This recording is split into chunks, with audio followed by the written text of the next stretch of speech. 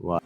Good evening, my fellow troglodytes and Neanderthals. Welcome to the Good Faith Podcast, where we maneuver around debauchery, attempting to find harmony with our fellow man and unpack degeneracy. If it's a pre-apocalyptic dystopia that you seek, then look no further, because here it is. I'm your host, Ninja Bullet. We understand you could have been a million other places, and the time's the most precious commodity any of us have. So from the bottom of our heart, we'd like to share our gratitude with all of you. Viewer and listener discretion is advised.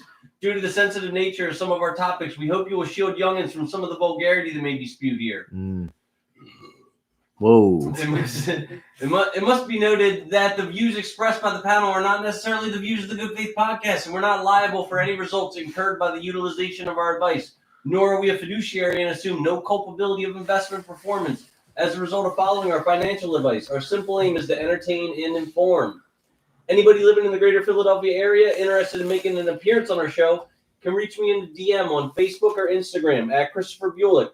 See our Patreon link in the description if you'd like to make a campaign contribution to facilitate our meteoric rise. As a candidate of the people, I solemnly swear I won't misappropriate the funds. I won't spend them at Myrtle Beach golf courses.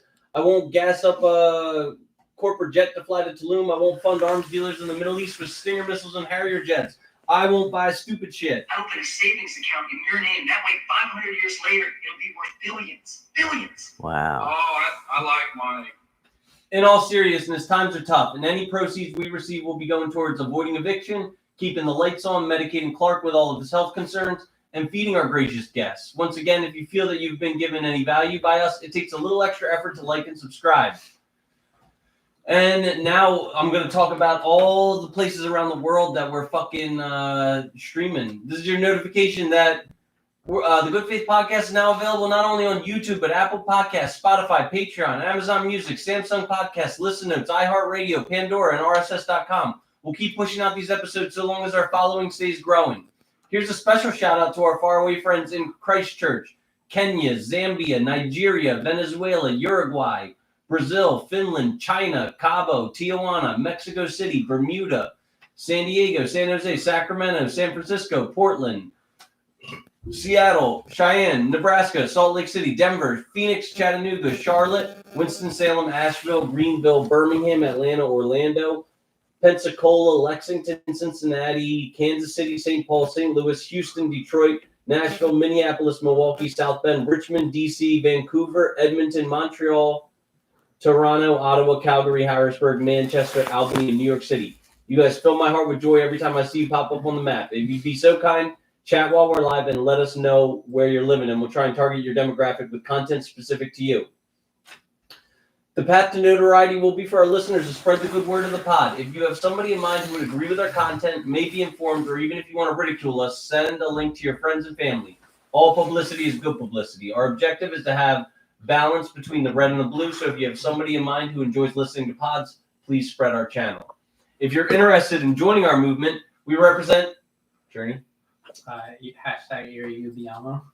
That means I respect you only because your opinion aligns with my own. It's okay to show love and tolerance to anybody with an aligned opinion. Feel free to disrespect anybody whose opinion doesn't mirror yours and to treat them with bratty toxicity. After all, respect is only earned by somebody with an identical belief system as your own. Hashtag All right, so now we're going to introduce our guests. Can I know your name, age, occupation, and highest level of education completed?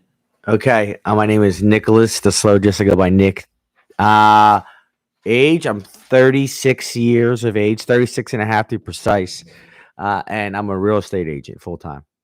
And I also referee high school and college soccer on the side hustle. Yeah.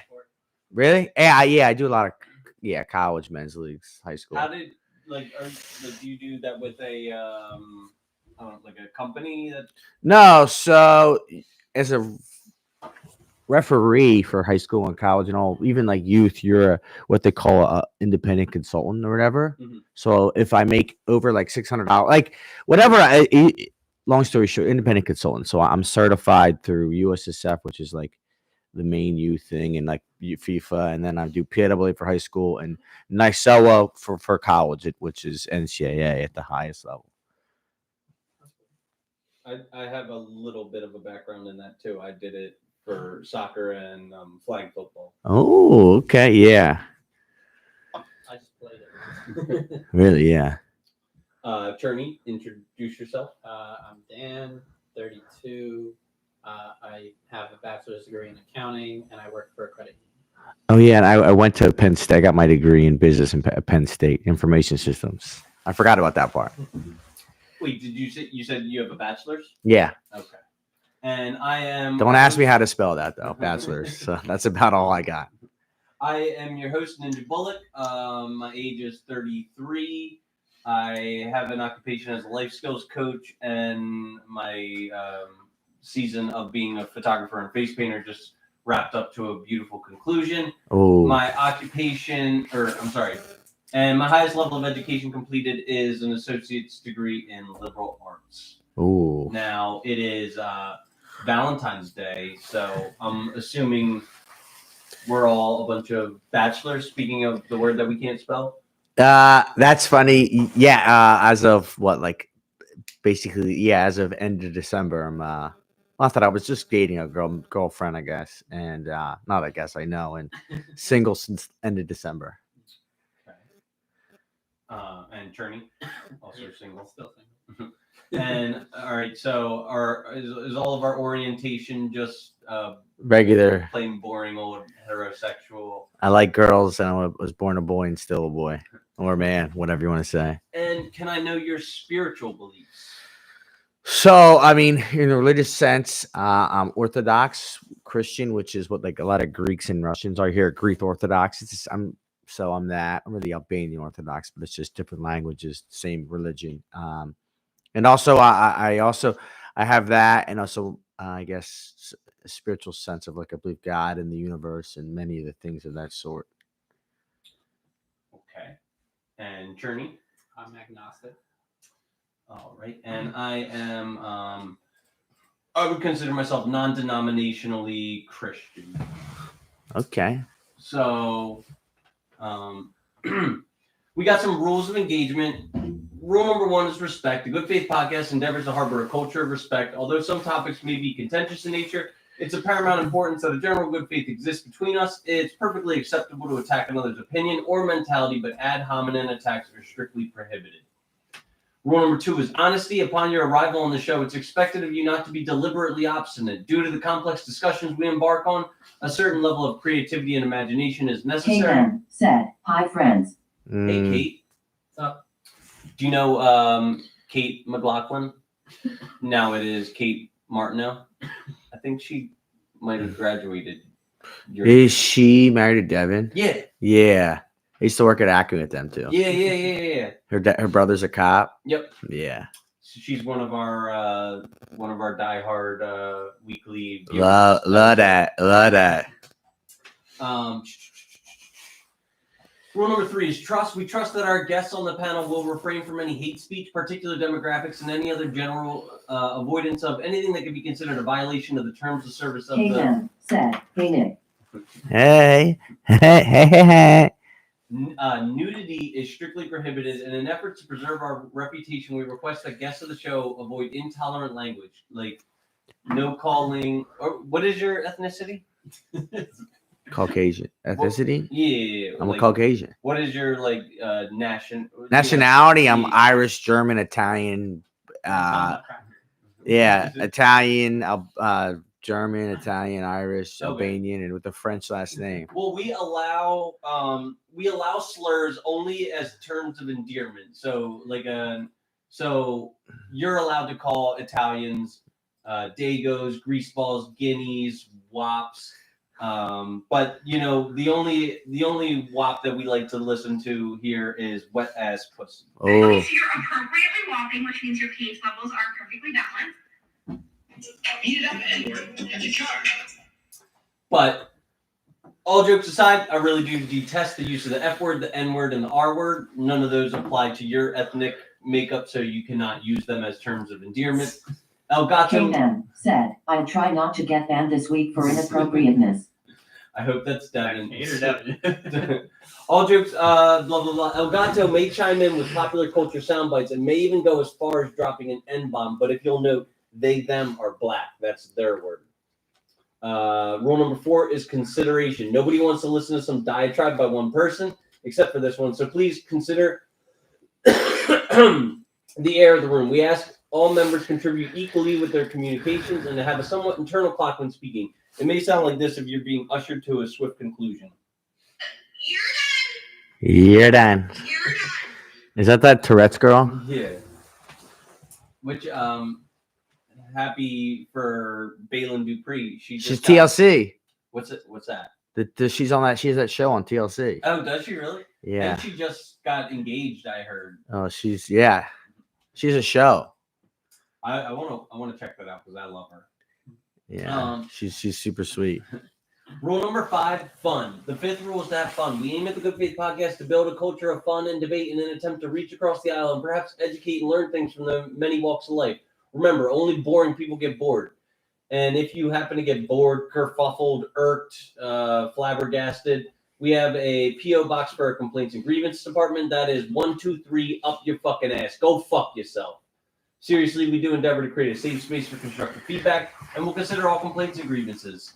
Finally, a philosophy of curiosity is welcomed. Instead of criticizing a viewpoint you don't understand, please seek to understand it. Rule number 6 is integrity. Mean what you say what you mean. If you stand for nothing, you'll fall for anything.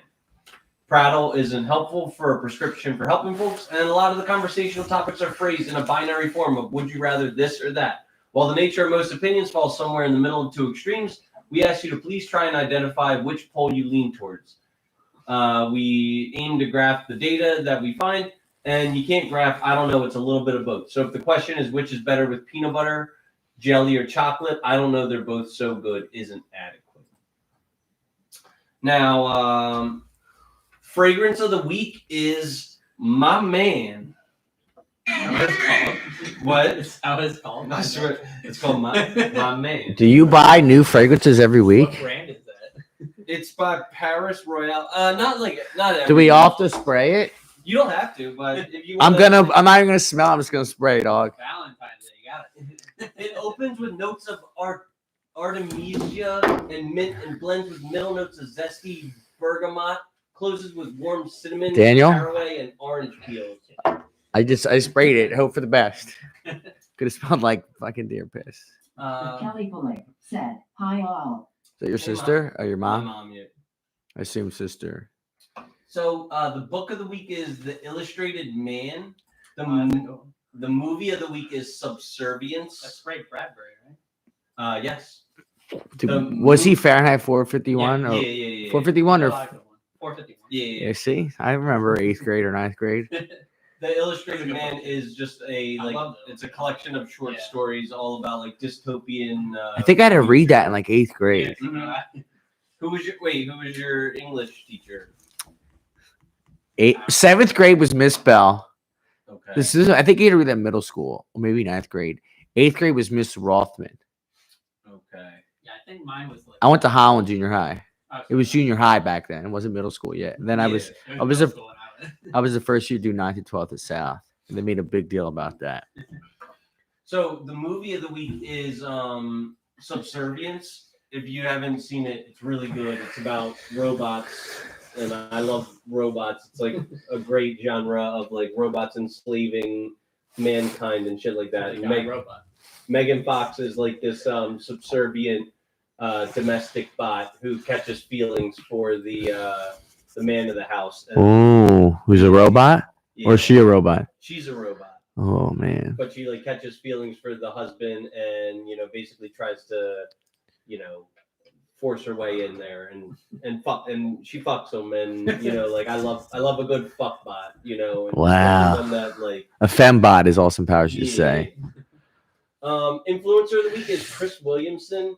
He's got a podcast called Modern Wisdom, and he's like an up and coming podcaster. I really like him. And stock of the week is SoFi, which I'm always plugging SoFi, and I just over the last 24 hours made about $300 on SoFi. Oh, So, go SoFi.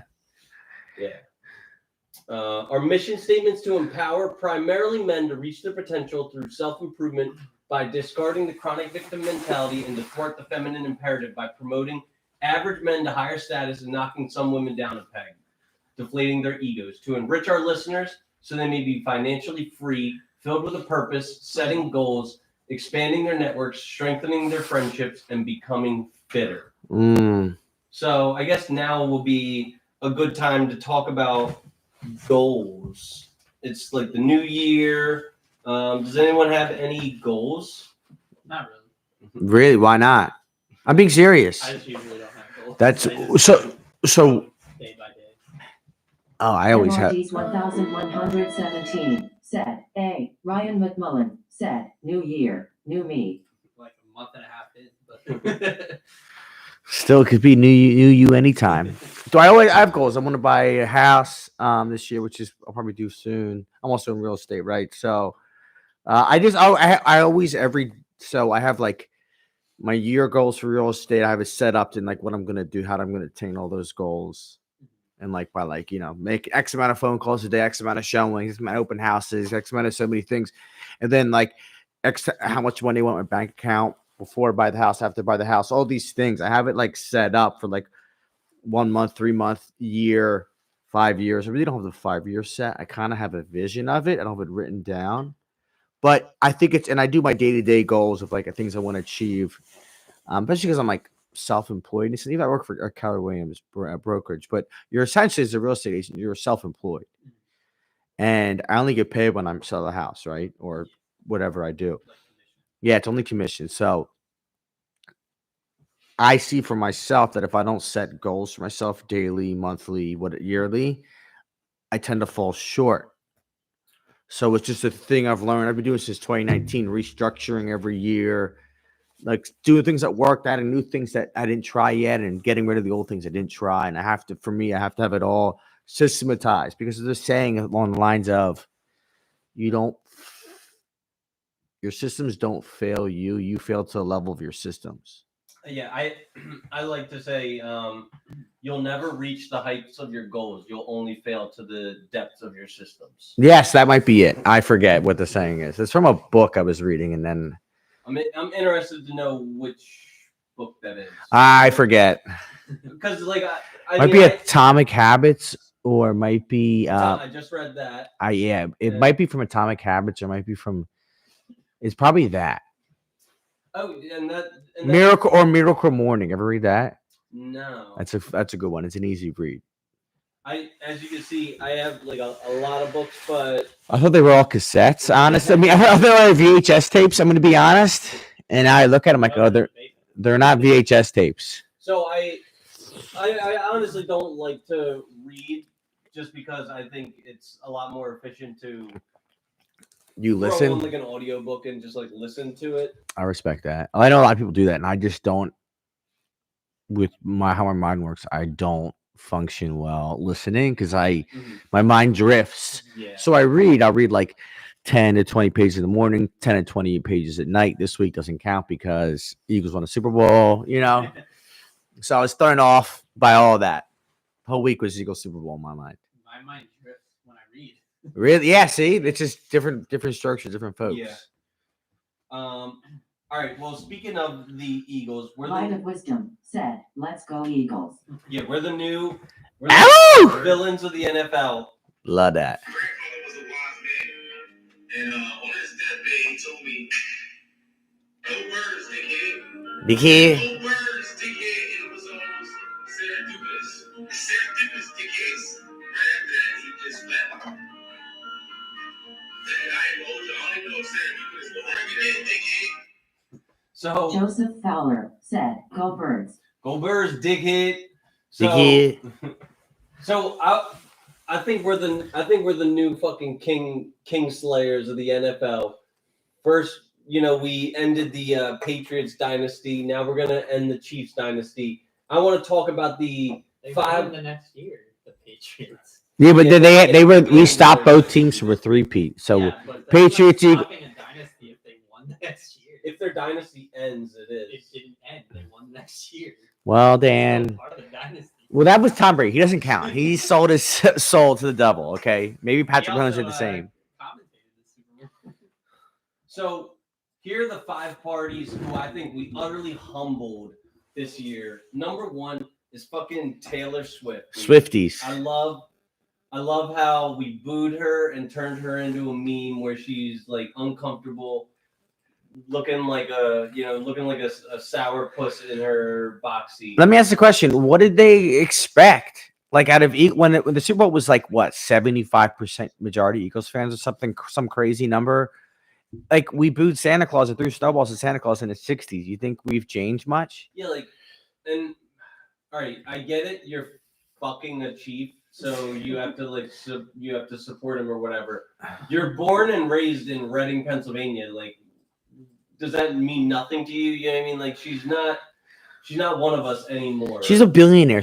Moment she became a billionaire, she was never one of us anymore. Yeah. She's whatever she is. So being in Reading means you have to be an Eagles fan. Well, she was before she dated Yeah. Kelsey. I don't think She she's sung. really a big Hold on. football fan, really. She sung the national anthem at the World Series back in 2008. She just jumped ship. I mean, wouldn't you do the same? No, I don't care who I was fucking. Like, I would fucking support my birds no matter what. But you're like, I don't know how diehard of a fan she was. I don't think she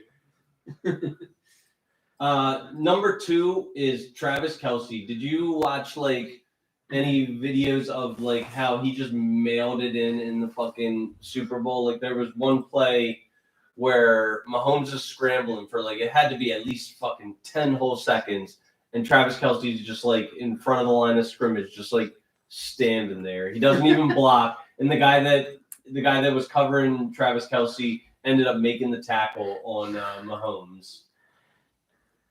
I mean, like, I think we utterly humbled Travis Kelce, made him, like I think he should be hanging it up because he already when did they make that decision? He said it's he already soon. alluded to it basically. He might this year, might next year. just fucking retired. He didn't fucking. He doesn't need the money, and if he's going to marry Taylor Swift, he'll sign a He prenup. has money himself anyway. Yeah, and he makes so much money from the podcast.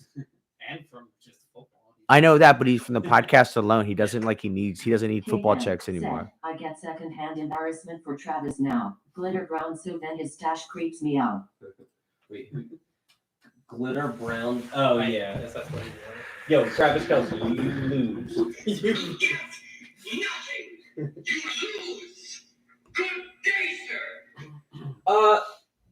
Number 3, I actually kind of feel bad for Patrick Mahomes because he was like the one guy on the fucking offense that was like really trying. You know what I mean? And we like. About Xavier Woods.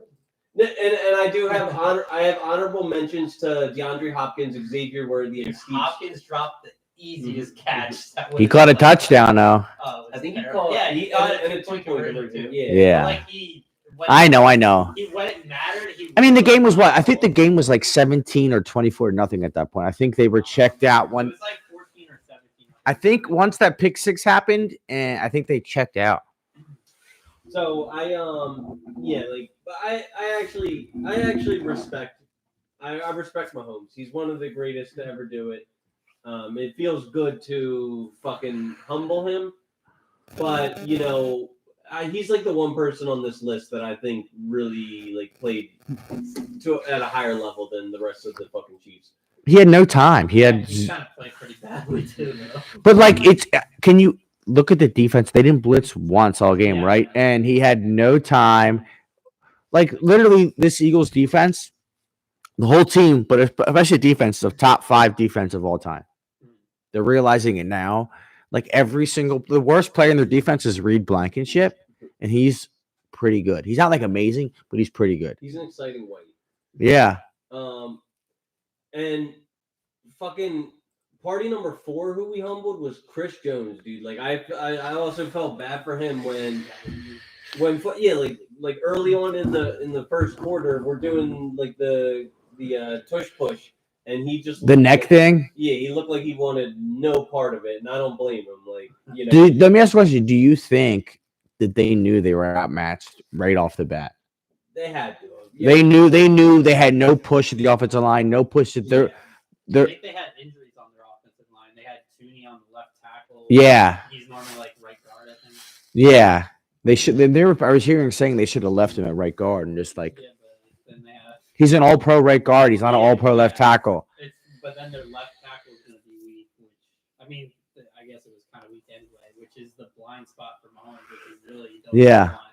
And that's kind of a big part of the problem was they couldn't block on that side or in general. But I mean, this whole defensive line during the playoffs just were from Green Bay to Kansas City just were the best I've seen all season. I think the Rams game was pretty close. That was close, but that also was snow. They have a good offensive line. It was snow.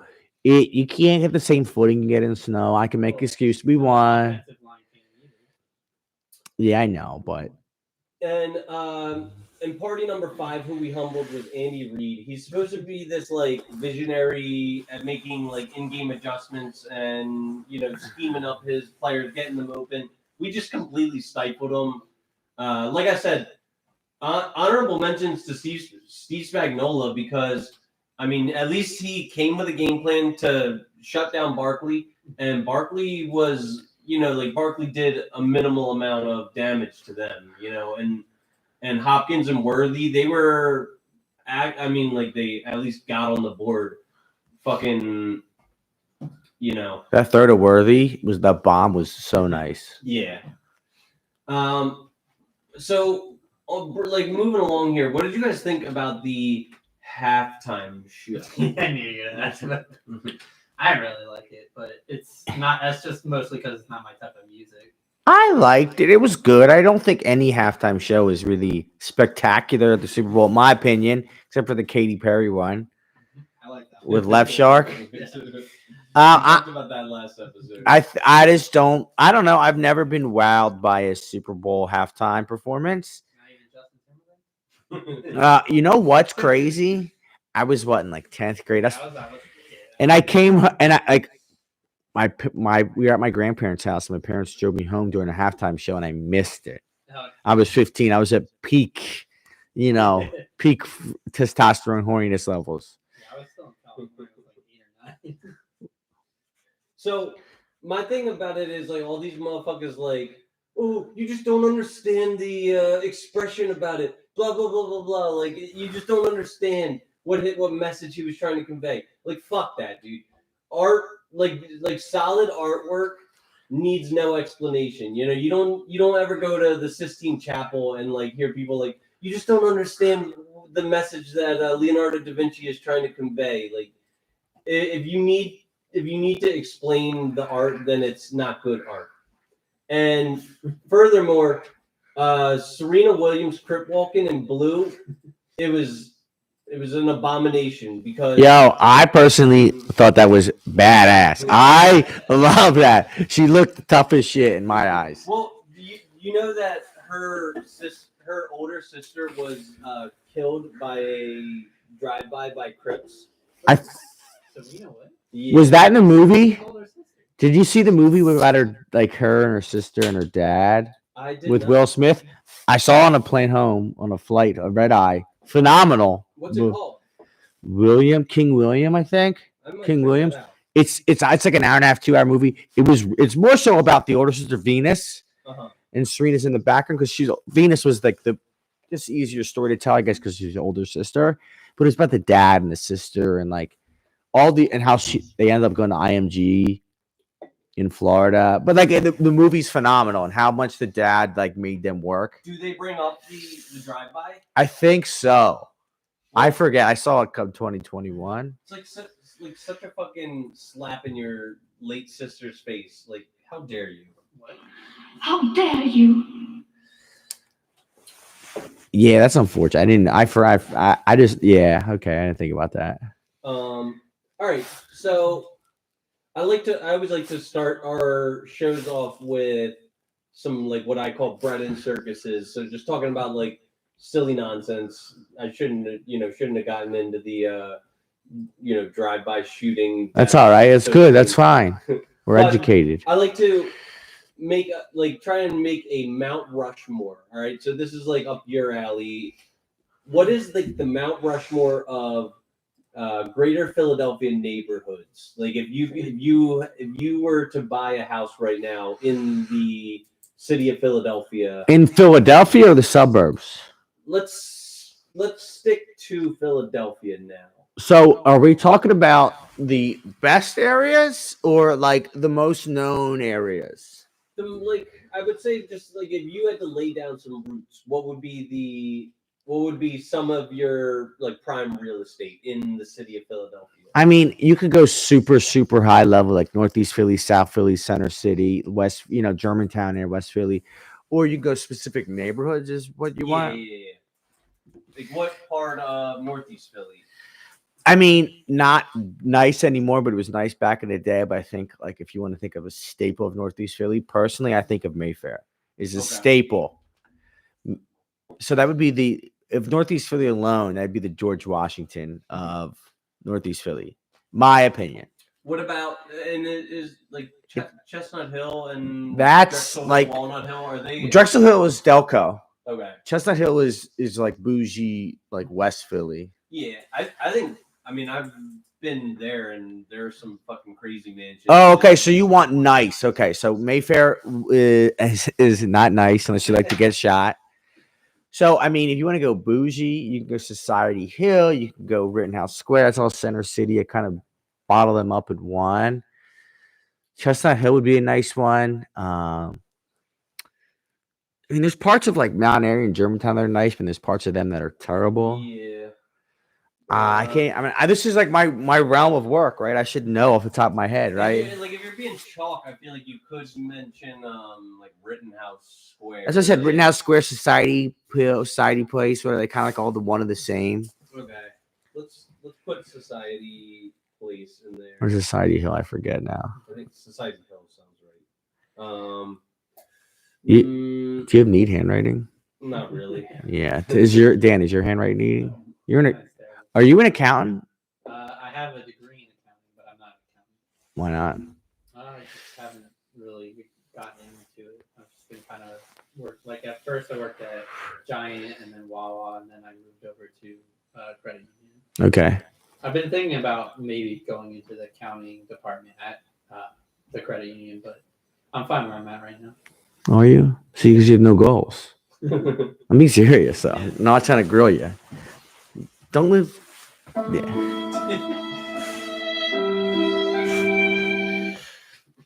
All right, so we got Chestnut Hill, Society Hill. Maybe I've always been a big fan of the University City area. Yeah, that's nice. Graduate Hospital, University City. Paladin Village. Yeah, but my opinion, that's like all the same area. It's all like the Center City area. Yeah. So, I mean, we could just say Center City unless you want to go specific. Sure. Well, that isn't like Center City, but like you're a stone's throw away from like the heart of it. I'll go Center City West specifically. Okay. I like that area. Yeah, that's nice. And then round it out with maybe somewhere in the Northeast, like. Nowhere in the Northeast is nice. Yeah. When you go Summerton, it's no. No. Then where? What about like? I can't even. I should know this, right? I'm in the city all the time for showings and stuff. Go like fucking. I kind of hate South Philly. Well, those places are like 19147 is still like that's like Powtonville, whatever the hell it is. That's like still the same zip code in South Philly technically. Mm-hmm. They call it like Southwest Center. I forget the Southeast Center City. I forget the name they call it in the real estate world. I should know these things. I forget it. Should we just add Summerton? Because I mean, no. No. Lower Bucks, even though it's not. You might as well go main line if you're gonna say that. Fucking. You have to go. That's the Mecca of Mecca. You can just put main line. All right, I'll put it. Even though that's not really Philly, it's more like Montgomery, Delco, but it's still main line is like the richest part of like southeastern PA. All right, so do you keep yourself abreast to the booming real estate cities all across America? You know what? Not especially. I just really worry about like southeastern PA and Jersey, where I'm focused on. Because And I know some other areas where I have contacts with other agents. I should probably do that to know even more people, but I don't. I'm like I hear that Boise is a booming market. It. My buddy moved there during like end of 2020, beginning of 2021. Mhm. Loves it, and Really? that was the biggest growing because Boise I thought was like all flat. No, it's like a mini It's Denver. like a mountain. It's a mini Yeah, Denver. Yeah, it's the center of Boise is like in a mountain. yeah. So I was gonna put Boise, and speaking of the devil, I feel like Kansas City is actually kind of booming a little bit as well. Is it? I just know. I don't know. I listen to like. Are you a Grant Cardone guy? No, No. What about I'm not- Robert Kiyosaki? I'm not a big podcast guy. No, okay. Well, they talk about like getting into markets where like shit is cheap, and then Yeah. and like so Boise. I know a lot of people that bought in Cleveland because you could buy like houses for like $1,000, but it's just not good though. My algorithm shows me a lot of fucking Texas, which is like Because it's just nothing for so long. yeah, like you can get mansions in San Antonio, Houston, and I think actually Jalen Hurts has a Because he's from what, Houston? I think so. He's got a house in Houston for like I think he spent like $250,000, and his house is like fucking huge. I mean, that's how houses used to be around here in the early '90s, and now it's not even close to that price. And then I don't know, maybe like round it out with like I know Phoenix is like That's been yeah, big. okay. Arizona's been so close to California. Yeah. Oh, talking about Tulum. I know that's in Mexico. My buddy bought a condo in Tulum. Really? Yeah, I got to visit it. I don't know if he's even been there yet himself. It just got being built like last year. All right. So I can't think. Other big. I know Boise. But Boise's kind of like been known about. yeah, But that's still a good one. maybe like I don't know. I feel like the entire West Terrence Coast. Boyle Jr. said, hey. What up, Terry? Yeah, Tyreek. I feel like the entire West Coast is just like ripe for the plucking. I think more like Midwest. Yeah. Not the West Coast because that's all right. Like everything by like oceans and bodies of waters are already populated and saturated with human beings. It's like the middle of the country. There's a lot of nothing. Yeah. You should go by in Nebraska. There's nothing there. Dude, I'm gonna go to Omaha, like, and I want to do it before fucking Warren Buffett passes away because Is that where he's from? yeah, he's the Oracle of Omaha. Oh shit. I got 2 fucking Berkshire Hathaway shares, which means I'm allowed to go to their annual shareholders conference. Really? But he's 93, 94, so You think he drinks baby blood? I think he just has like a super fucking good like lifestyle, I mean, he's a billionaire. Yeah. A lot easier when you're that well off. Yeah. My opinion. So speaking of drinking baby blood, have you guys seen enough Bond movies to make a Mount Rushmore of Bond villains? Oh, when I was when GoldenEye was big, the video game, I was all about James Bond movies. GoldenEye's a villain, right? With the gold eye, I think. Gold member from Austin Powers. He's on my Mount Rushmore. Right. Octopussy, Odd Job. I can't think of anything else. Yeah, we'll put GoldenEye. We'll put Odd Job. Odd Job was he the midget? Yeah, and that was cheating, and you couldn't use him when you played GoldenEye multiplayer. No. That was cheating. Yeah.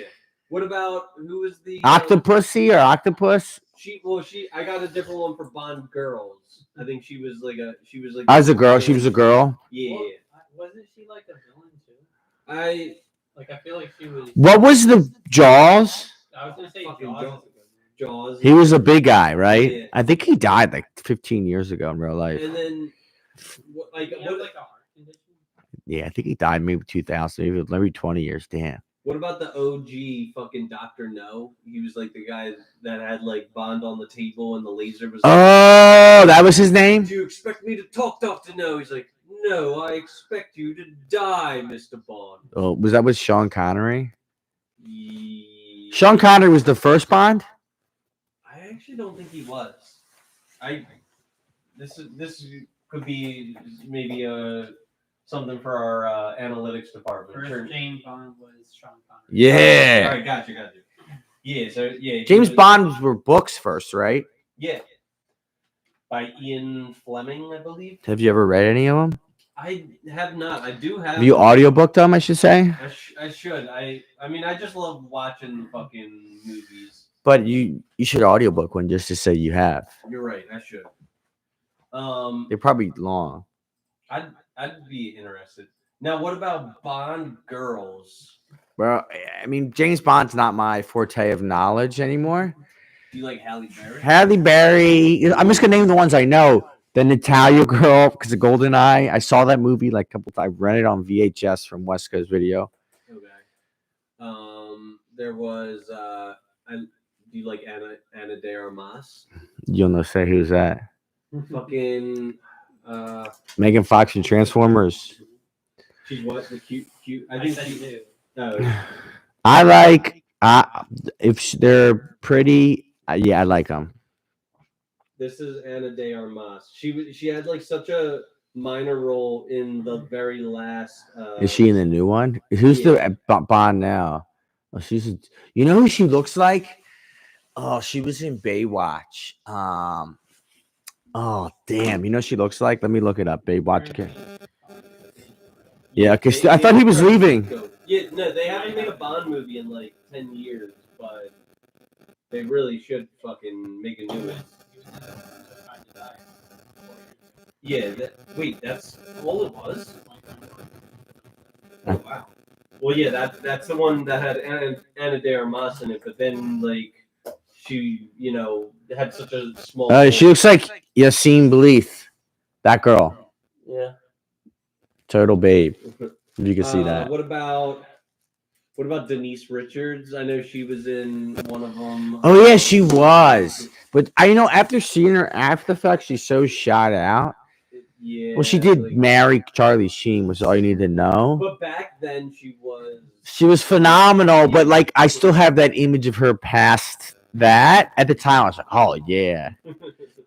I probably went to the bathroom thinking of her sometime, at that age.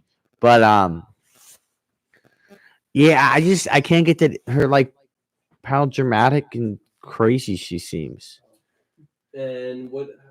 is there any other famous ones? There's My James Bond knowledge is very limited. Right, if it's past GoldenEye, the video game, I don't know much.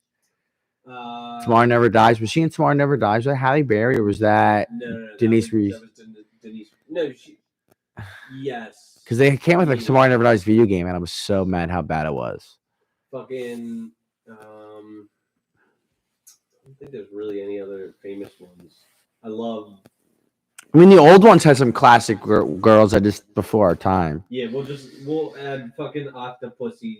Not that I fucking know. Yeah, see, we're going on topics we don't know a lot about right now. All right, here's some topics that we should fucking know.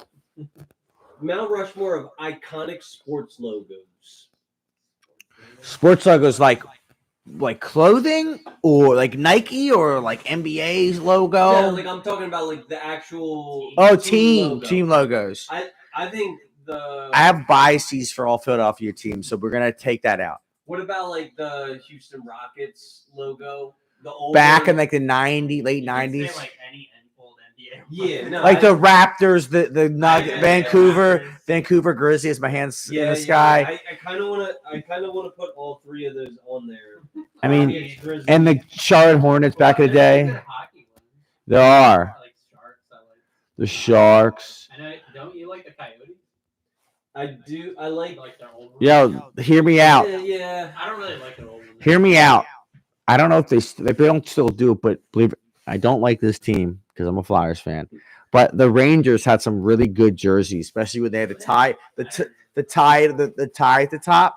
I'm a big fan of the Chicago Blackhawks. logo. I don't know why. I just think that like the Man, you're really racking my brain right now with these questions. I actually like the Expos. Yeah, oh, that's a classic. The one with the glove.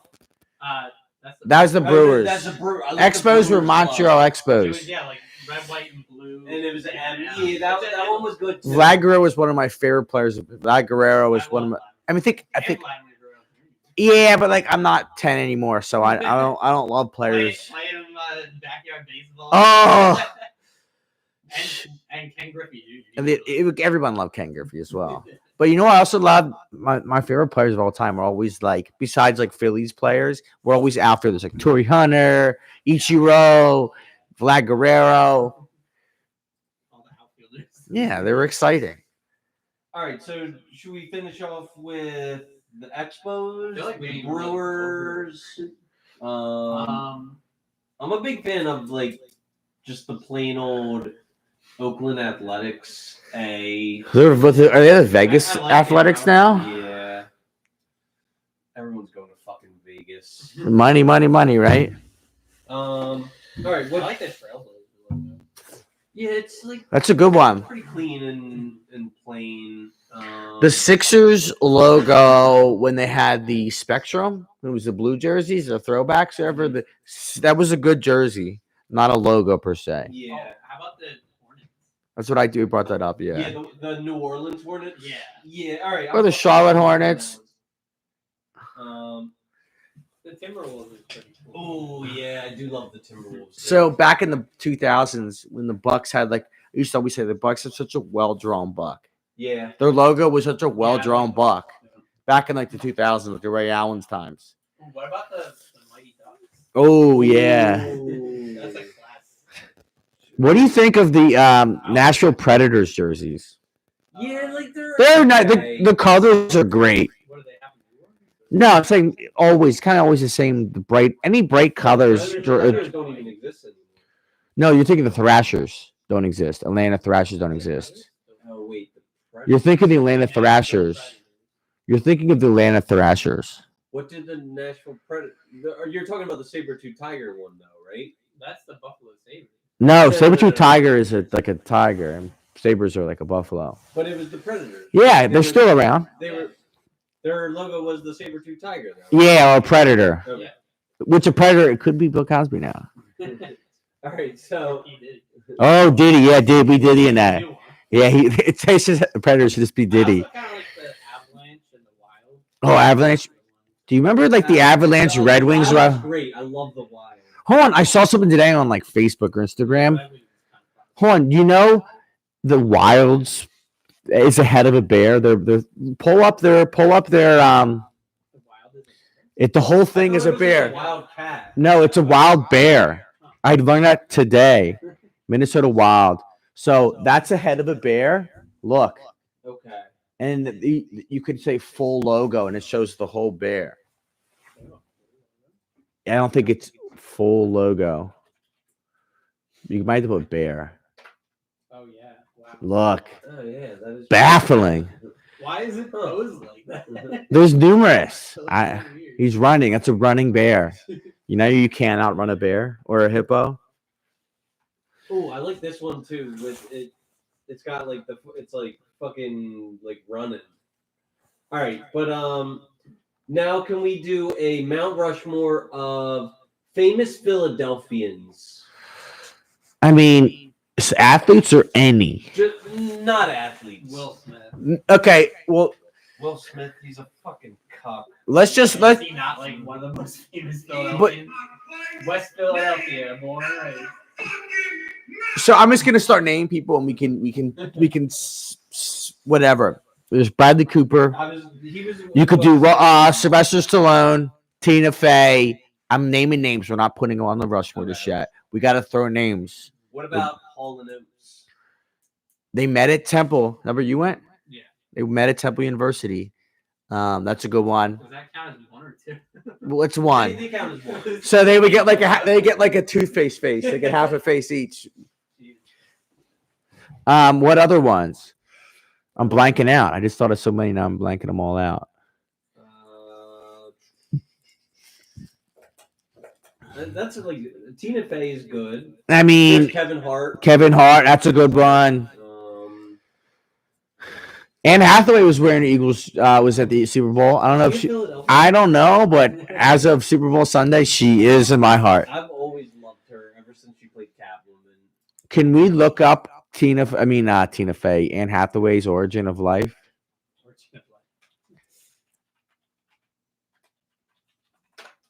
She's Brooklyn, New York. Why was she? I guess maybe she's dating an eagle. She's not young though, so when Kevin Bacon. Oh, yo, Kevin Bacon. Kevin Bacon's mom was my mom's college English teacher. Ooh, how about Bob Saget's from Philadelphia. No, Wow, rest in peace. Rest in peace. Rest in peace. That.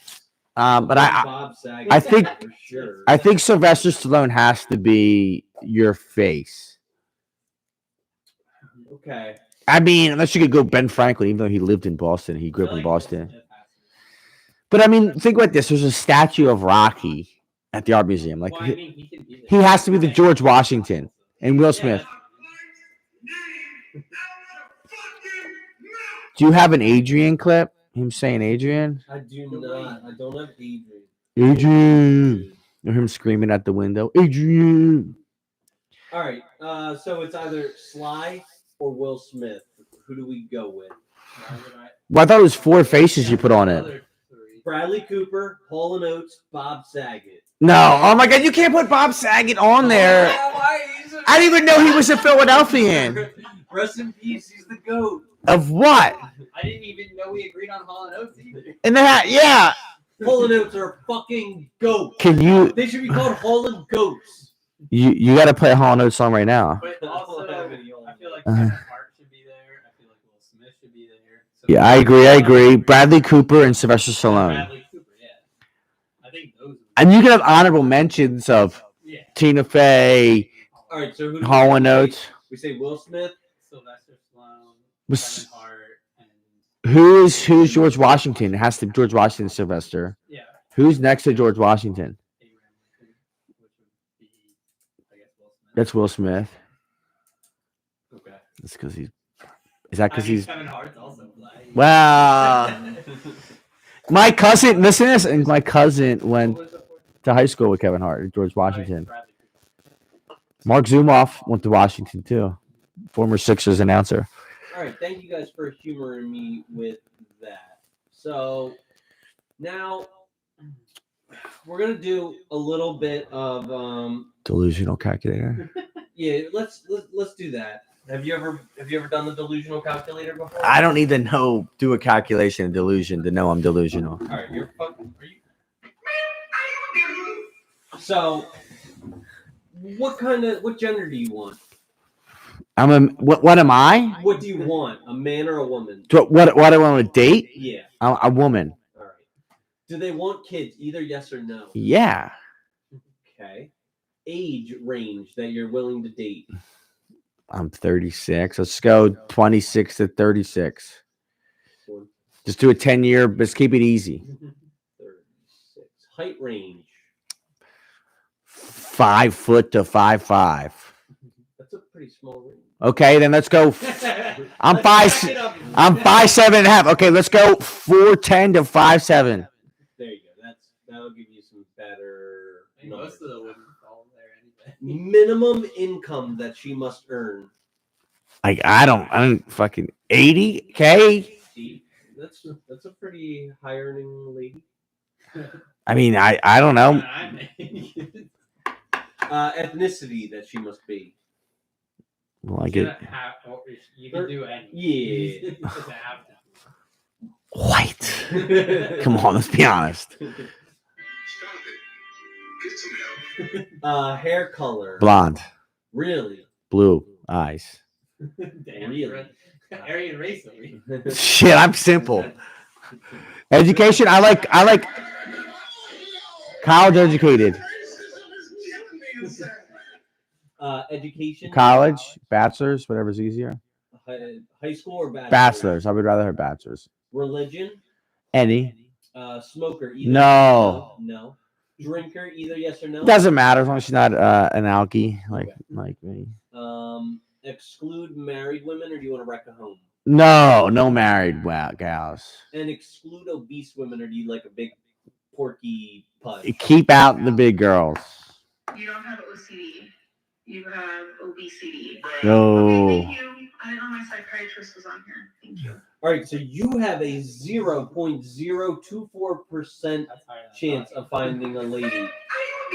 That's only 40,394 women out of 168,310,216 American women. What would make my whole thing any? Well, I just think It's because of the white. I think the white, the blonde, the blue eyes. Yeah, that's I think- probably a big part. I think your income. I look at all the girls I dated, and they all fall into those things. Okay, they all made 80 grand a year.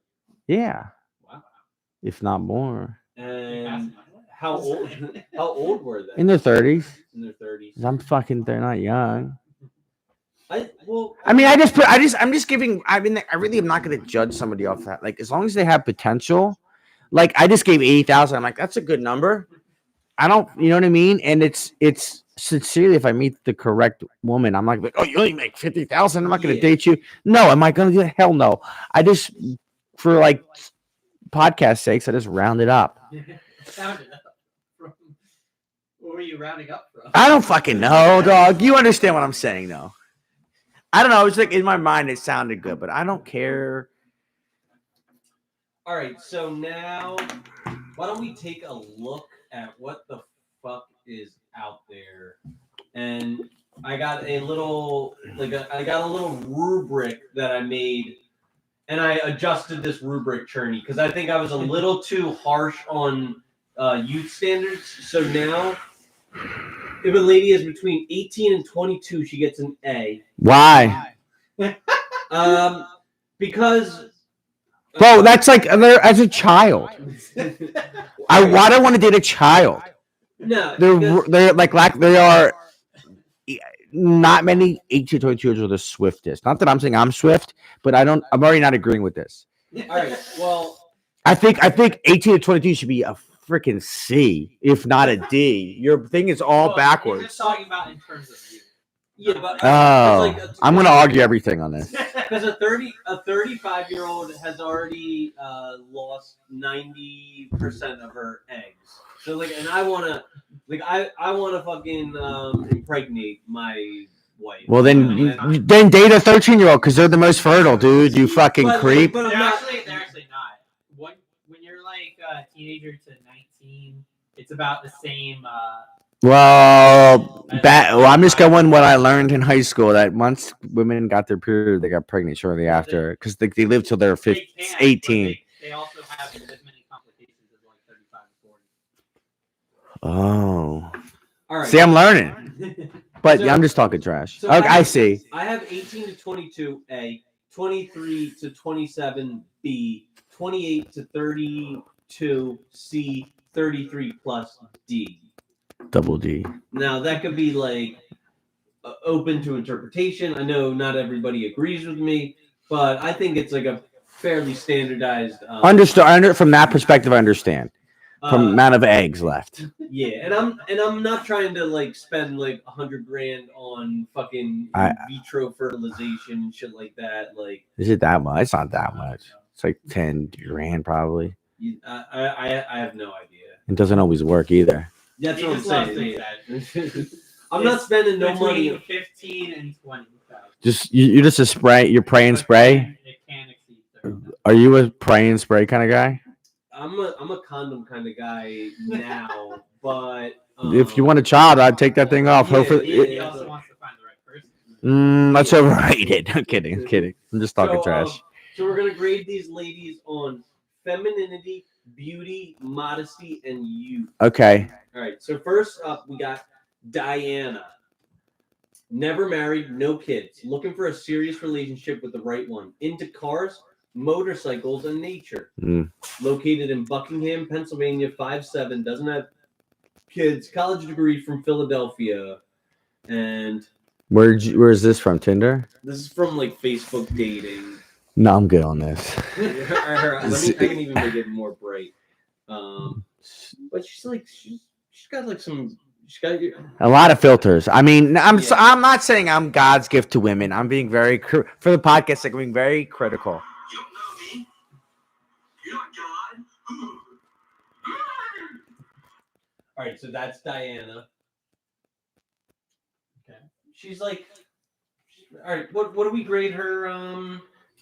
What do we grade her? First, we can start with her youth. She's 32. So she gets a C. She gets a C. okay, yeah. See, I see it like He not wants to give it a T. not in my not in Because my opinion. because she's really an F. He doesn't allow Fs. That's right. Modesty. She seems fairly modest, right? From her pictures, You've always thought of her face. I think she's so from my past experience when I used to be on dating sites. Mhm. A girl like that, a lot of filters, a lot of makeup, a lot of weird angles. She's hiding a lot. Okay.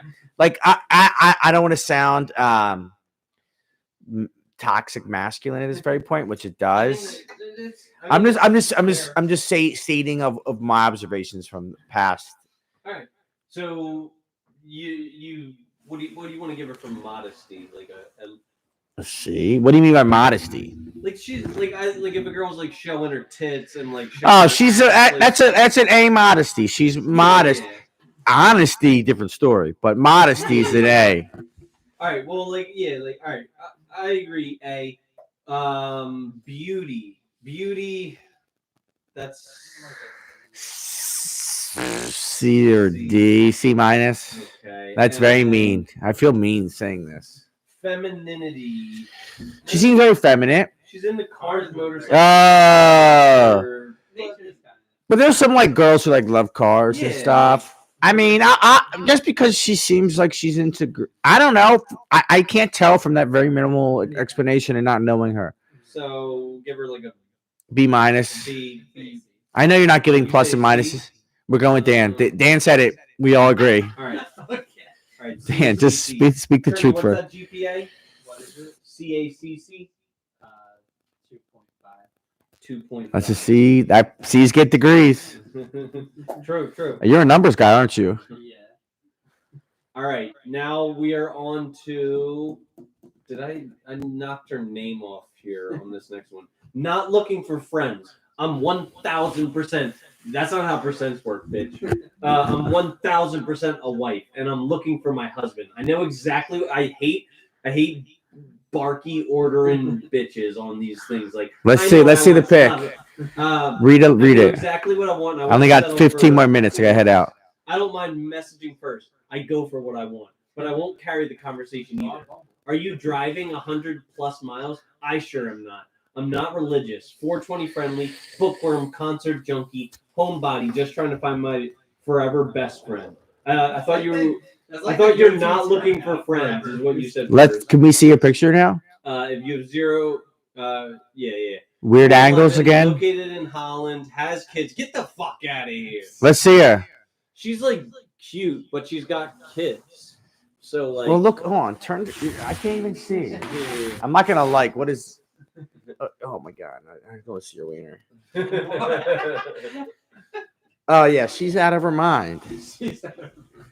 Like that, saying that it's like what is Scroll back. what's fun love like a dating profile in my eyes supposed to be fun loving, right? It's supposed to be it's an entryway into like small talk, and I'm not gonna get to know you via your profile. I'll get to know you enough to see like, hey, you're attractive enough.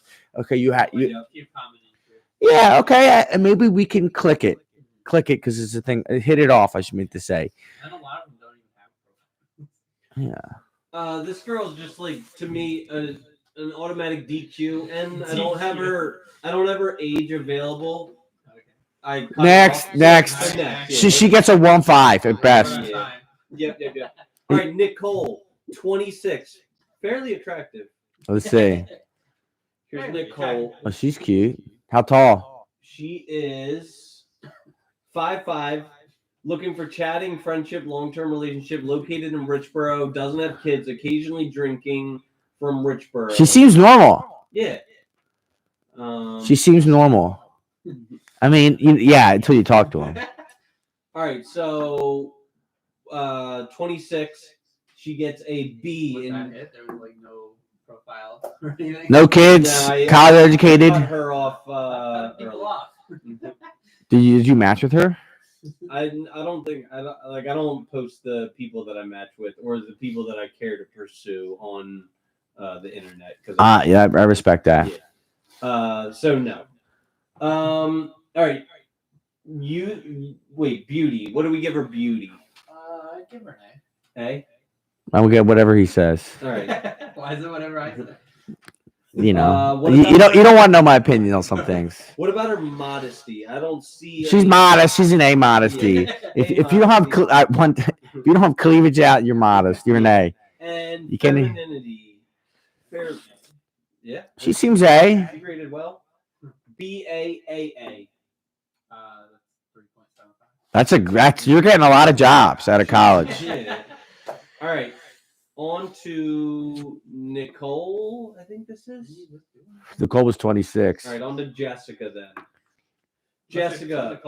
I don't. You know, Jessica, bioengineer by day, gym rat by night. I like that. Former D1 swimmer. I like that. She's tall then or long. Into fitness, hiking, sports, football, and travel.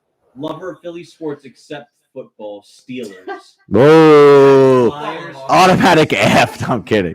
38 countries and counting. Oh, girls who get flown out get blown out. Whoa! Morocco.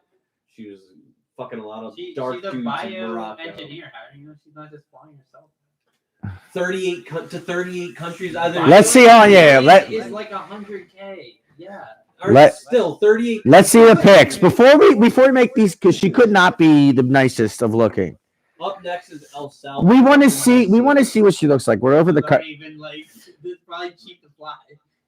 Morocco's not cheap to fly. It's what? No, not Yeah. Morocco. Like, She's he said not Honduras and even. El Salvador. She's not even like all that beautiful. Oh, she's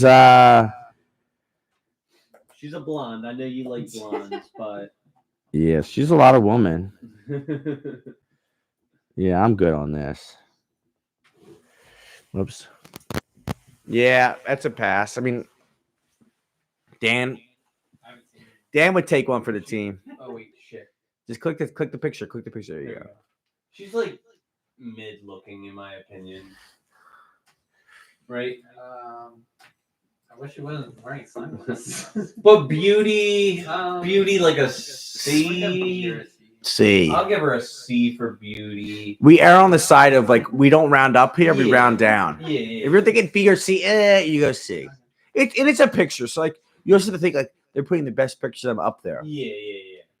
And like going to 38 different countries, you would think that she's at least got 38 different photographs, like of Yeah, those fucking countries. I mean, not everyone's a. What are you gonna put this all on your dating profile? No, but it's just What dating profiles is it? Facebook? This is all Facebook, I think.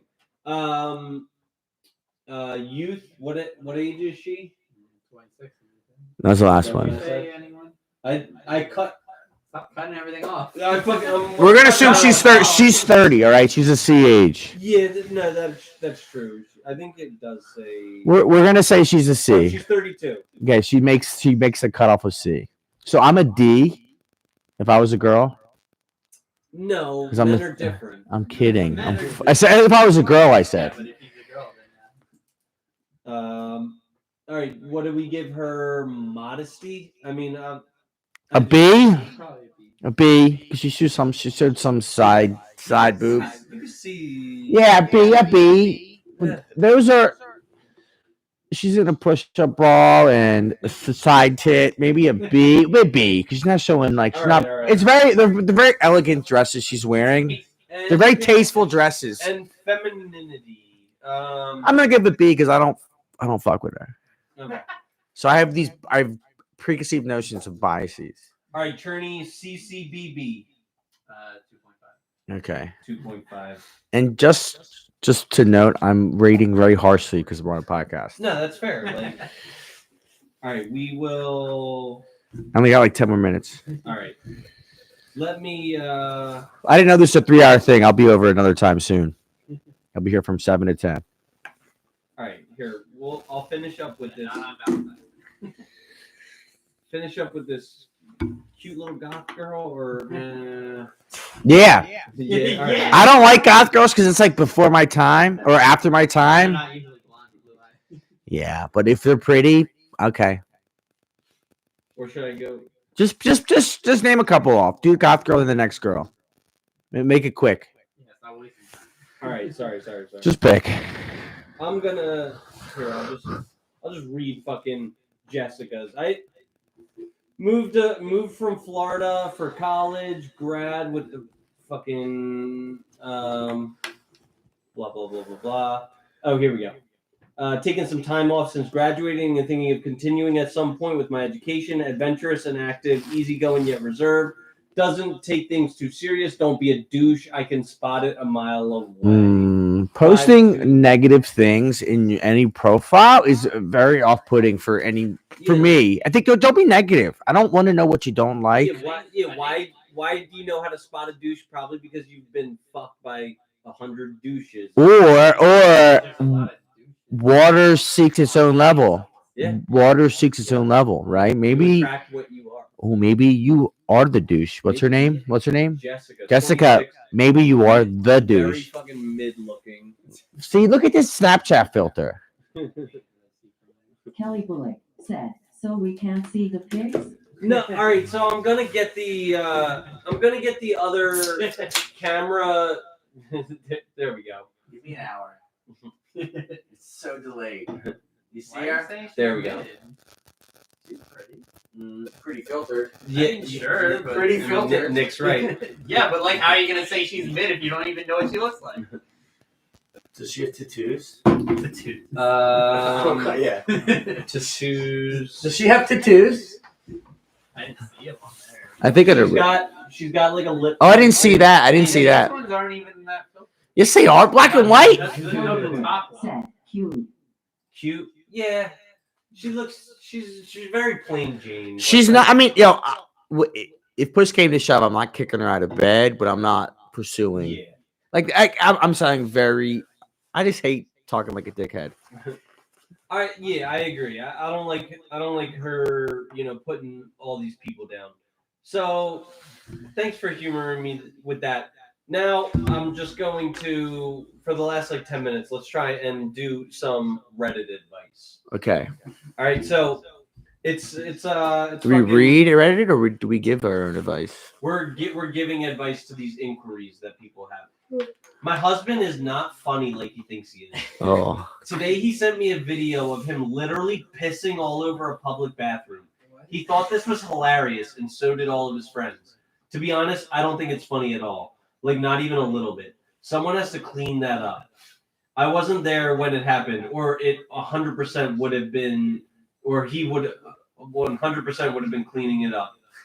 He doesn't do that at our house, and it was intentional. was he drunk? Probably. He does things like this all the time. It's rude, disrespectful, and disgusting. It really bothers me, but I don't know how to bring it up. I don't know. Sorry, just ranting. But he is a grown man pissing all over public bathrooms. How embarrassing. Just bring it up. Yeah, I mean, That's an you easy- kinda just gotta have open communication. Like, why don't you just bring it up like an adult? Kelly Bullock Why said, doesn't he it's not an immature, pee all over the prop drunk place? asshole. Yeah, I agree. Yeah, like, if you do it. You gotta just fucking reprimand him. Maybe withhold the pussy from him. Be like, hey, I don't like people that do that shit. Just yeah, Talk about it first. You don't need to, talk about it and then be like, if you're gonna do stupid shit, at least don't let me know about it. Yeah. Like I'd rather you not do it. It really makes me upset and pisses me off. It's like that's what human beings supposed to do. It's just open lines of communication. No, like I did that stuff when I was 21 and highly inebriated. That was funny then. I'm not saying I'm mature now, but I definitely never pissed inside of a public bath. I never pissed all over. My friends and I. So back in college, we go to frats. Especially, I went to Penn State, but I'd visit Temple a good amount because a lot of friends went there. And we go to random frats and people's house parties, and if we didn't like them, we would go in the bathrooms and we would pee everywhere above the toilet. We would or one buddy pulled out a sink out of the wall. We would pull the mirrors down, such idiot stuff at and you're 18, 19, 20. it was hilarious. But now we look back, it's like, what jerk offs we were. Yeah, I've thrown up in temple bathrooms, and they're always disgusting. You know, like if you go to a temple house party, it's a shit. Great times, and then Yeah. you get real drunk. You go to the bathroom with your buddy, and we would pee in like the sink, in the tub, in the trash can. All right, so I feel like he doesn't deserve me. I need advice. I'm 27 female. Feel like my boyfriend, 28 male, doesn't value or appreciate me, despite the fact that I try my absolute best to be the best girlfriend that I can. I'm always kind and respectful towards him. I always compliment and uplift him when he's feeling down. I make him laugh. I spend quality time with him doing things he loves, like playing video games. I buy him nice and thoughtful gifts, etc. On the other hand, my boyfriend has a bunch of girlfriends who aren't the best people and treat their boyfriends like trash. For example, one of them cheated on her boyfriend and hasn't told him. It happened months ago. Another one of his girlfriends verbally abuses her boyfriend, yet their boyfriends are still so in love with them and treat them like queens. Well, what advice does she want? You just want to rant?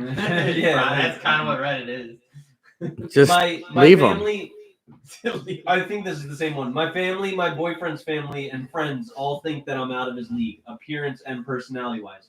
They were shocked to find out that we were dating, but I never thought that way about him. I thought he was handsome and a great person, but now I'm starting to think that they might have been right. What should I do? Ooh. So what's the issue? He's got girlfriends that treat their And boyfriends he treats her. She treats him like a king, and he treats her like a dude. It sounds like I could be assuming incorrectly. I mean, it doesn't Is really sound like they explain anything. Well, she just said very quickly. She's like, he doesn't reciprocate. He doesn't meet her halfway. She's probably doing 90% of the work, and he's doing 10% of the work in the relationship, which is like, that can't be 24/7 like that. No, you have to like. Sometimes it's 50-50, sometimes it's 90-10, sometimes it's 90-10 the other way, but it can't be 90-10 always one way. That's not any relationship, whether it's a friendship, family, romantic relationship. That's not fair to any human being.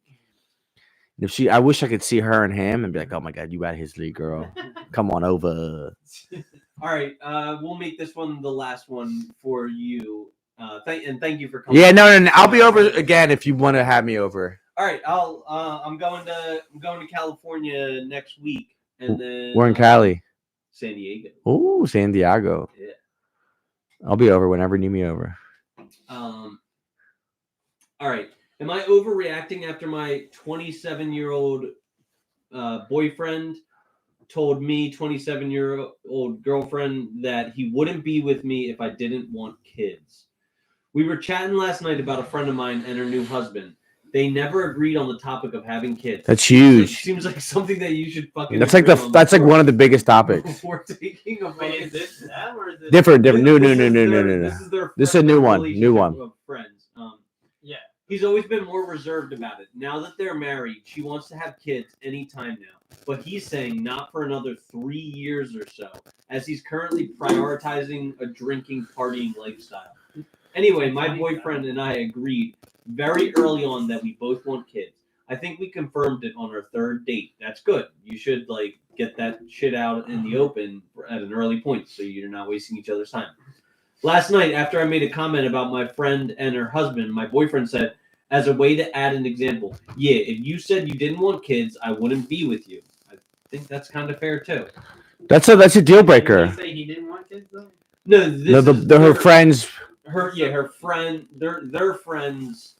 The guy said that they didn't want that he didn't want kids, but this is her boyfriend now saying that if you said you didn't want kids, I wouldn't be with you. Yeah, that's what I was saying. Yeah, no, he was always on the record as saying he wants kids. I thought they established at the third date they both didn't want kids. No, they both wanted kids. That's why they're together. Yeah. I mean, So that's a hard deal breaker. No. She's upset that she's upset because he's her friend, a friend. No, she's upset because he's so baroque about it. She said I could see why he said that considering the topic we were discussing, but after thinking about it, I realized it didn't make me feel good to hear him say that. It makes me feel like that's the primary reason why he's with me. I mean, you're sure she's trying to mind her into discussing with him. yeah. And I asked him, what if I randomly change my mind tomorrow about kids? Then what? I mean, then what do you think, lady? Like, and all he could say was, well, that's just a what if statement. It's more complex than that. It's not an easy yes or no answer. Am I overreacting by feeling upset about this comment? I mean, I don't think she's overreacting. I don't think. Yeah, I agree. I don't think you're like. I don't think it's like the biggest deal because you also still want kids anyway, so it doesn't really matter. I mean, but I can see being upset if the only reason that he wants to be with you is to have kids. Yeah. I mean, well, like, you know, sorry, sweetheart. Sorry to be the bearer of bad news, but, you know, your primary gender role is to bear a child. Is to bear children, you know? Yeah, like, I mean, if you want just a platonic buddy that you spend your life with, you know, like, get a friend. But, you know, a husband and a wife have, like, specific gender roles that they're supposed to uphold, and you know you can't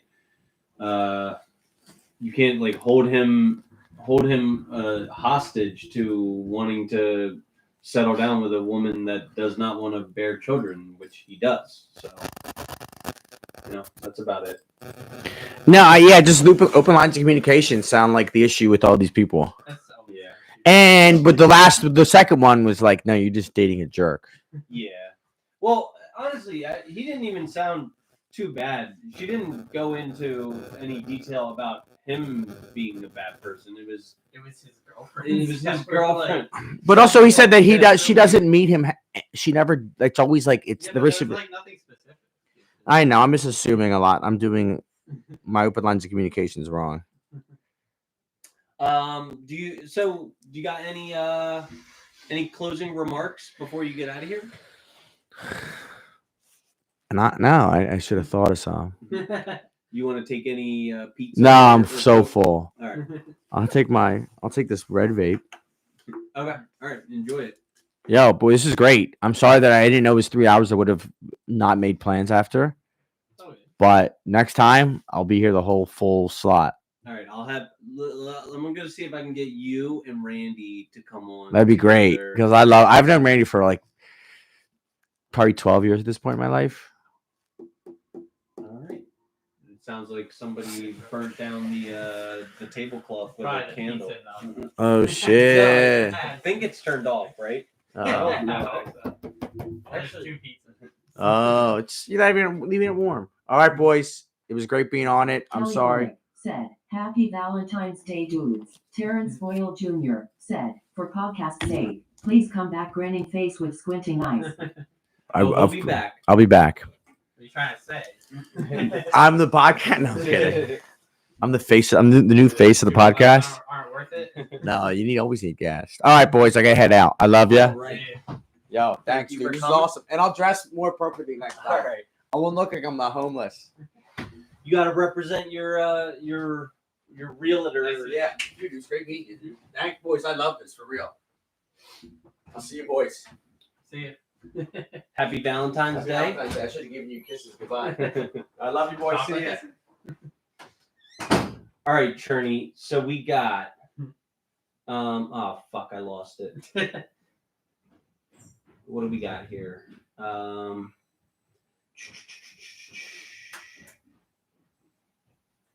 I just found out my wife secretly resents me and lies about our marriage. I never thought I'd be in this position. I'm a cop. And I work long hours, sometimes nights, weekends, and holidays. It's not easy, and I know it can put a strain on a marriage.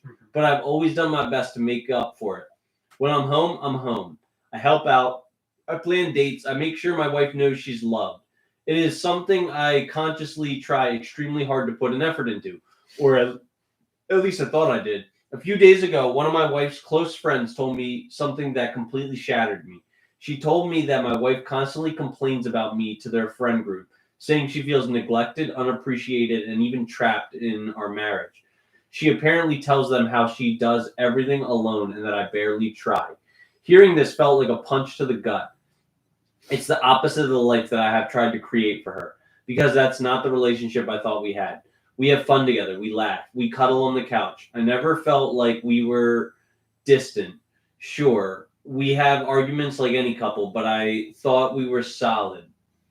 I thought she was happy. I asked her friend if my wife ever told them the good things I do, like the trips I plan, the surprises, the shifts I swap to make sure if she wants to do something, we can do it. The times I go out of my way to make her feel special. And she just got quiet and said, not really. She told my wife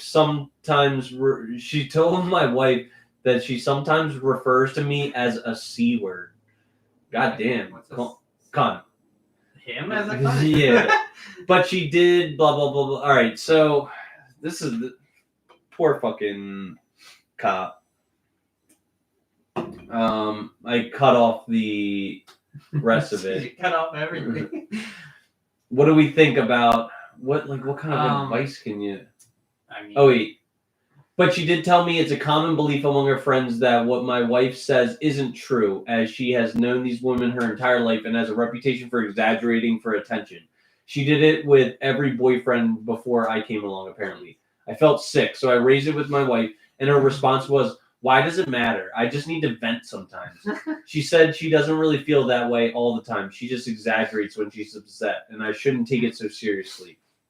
But I do take it seriously, because now I know that when she's out with her friends, I'm not her loving husband, but I'm the absent, careless partner she has to put up with. I don't know what to do. So, he didn't really say if she works, right? He does not, but... So I think the problem is that he's working a lot as a cop, late nights and everything, and she doesn't really have a lot to occupy her time, so it feels like she's being neglected more. But it also doesn't sound like she's Ryan really the McMullen best said in bounce. general. Ryan McMullen said simple. See, I think this is unless there's serious. I think you need to communicate first, obviously. Yeah, unless there's like. K-Ben said, I agree with Rye.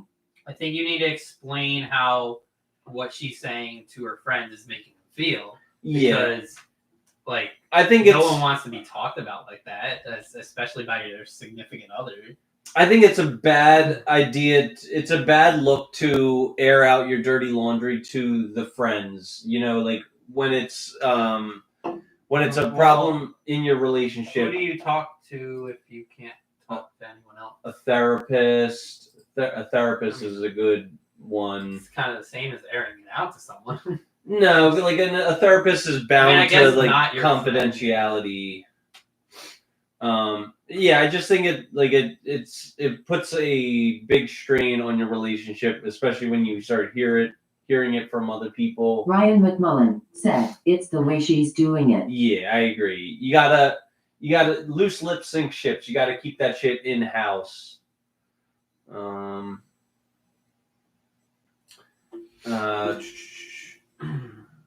I think she also needs to explain. Ryan To him as McMullen well. said, talk one-on-one if you Right. need to get shit off your chest. K-Ben said, unless you want your friends to judge your significant other, keep it hush-hush. K-Ben said, you can be mad and forgive, but others won't. Yeah, I agree with all that. All right, am I overreacting? My wedding is in 2 days, and I just learned my fiance lied about seeing someone when we were broken up for 2 weeks in August. You were on a break. I'm 32, female, so depressed. It makes me not want to go through with the wedding right now while I have the woman, my fiance, 27, male, kissed and got a handy from on my mind. I suppose we were broken up, so technically it was kosher, and there's probably she's a Jew. And there's probably an argument that there's no reason I should have known or found out in the first place. And usually I wouldn't put a kiss and a handy on a pedestal like this. So why is it making me so depressed and angry right now? I mean, it's a natural reaction, but like, Yeah, like this. You were broken up. I mean, it doesn't even explain why they were broken up or anything. But What, like who's the fucking loose lip that fucking leaked that he got a handy? Yeah. Like who gives handies? What is Yeah. this fucking? What is this, second grade? What is this, Breaking Bad? Fucking nobody likes handies. Second grade? What Ryan the- McMullen Whoa. said, "It's the lie, probably." Who's giving handies in second grade? Jesus. Fucking What the fuck? all right. Blah blah blah. That's All right, got into an argument with husband because he has a demanding job and I felt like I don't get much attention. I was telling him this and how all I ask for is just simple thing like a kiss, good morning. He blows up that it's not true. He does give me time, etc. Starts calling me names and for some reason him calling me a chola. I'm Hispanic, but he isn't really bothered. But no, chola is like the female version of cholo. But he isn't really bothered me. He knows calling me names hurts me. This is the first time he called me a chola. It's just stupid, bitch, R word. Jeez. We haven't interacted much since the fight besides taking care of the kids. I guess I'm just wondering, how do I get out of this cycle? Anytime I bring my needs, it blows up in a fight. I don't call him any names, but he feels I'm attacking him, insinuating that he's not a good dad or husband. I told him I don't think that, but just would like him to care about me or show some interest. I guess I'm looking for something. I'm being unreasonable. Should I apologize? Usually our fights go for a week, no talking, and then we have sex. So it sounds like your arguments never resolve. You just you give each other silent treatment and have sex. Yeah, I think there should be like Sounds some like type a of, great way to continue a relationship. yeah, there should be some type of resolution. If you don't like being called a chola, say, Papito, no me gusta when you call me chola. And he'll say, Lo siento, mami. Lo siento. Nice Spanglish. All right. Hello. So recently, 19-year-old female, started going to the gym. I'm 5'1", 110 pounds. Sounds like a fine weight and height. And so weak. I wanted to become stronger. And I mentioned how I want to start doing calisthenics. He kept telling me to not get too muscular because he's going to look at me and go, ew. And he kept... Did they mention a boyfriend or something? I didn't hear it. Well, Is this a... like, who is this that she's talking about? like her boyfriend. Okay. If I get too muscular, he's going to look at me and go, ew. And he kept repeating it and repeating it. It wasn't my plan to get muscular. And he kept going on and on about how muscles look weird on women and how it looks masculine. And I mean, you have to really go at it to get muscular as a woman. Yeah. I don't think she's going to. And how it looks masculine. And then I was questioning, like, what? I've seen women who look good with muscles, like abs at least, look nice. And he went, abs? That shit looks fucking weird on women. I like flat stomachs. Well, yeah, but, like, flat stomachs are abs. Well, like... It's different still, but if there's no muscular tone, then like it's not like, in my opinion, like I do like a little bit of abs, you know, like I prefer flat too, but like I'm not against like some toned abs. Yeah, like I'm not asking for a 6-pack, but like just like a nice flat little 2-pack. That shit looks fucking weird on women. I like flat stomachs. All the girls I've been with before had flat stomachs, and I have a flat stomach now. But what if I want abs? I told him okay, but I didn't ask his name respectfully. I do not care about the girls you've been with.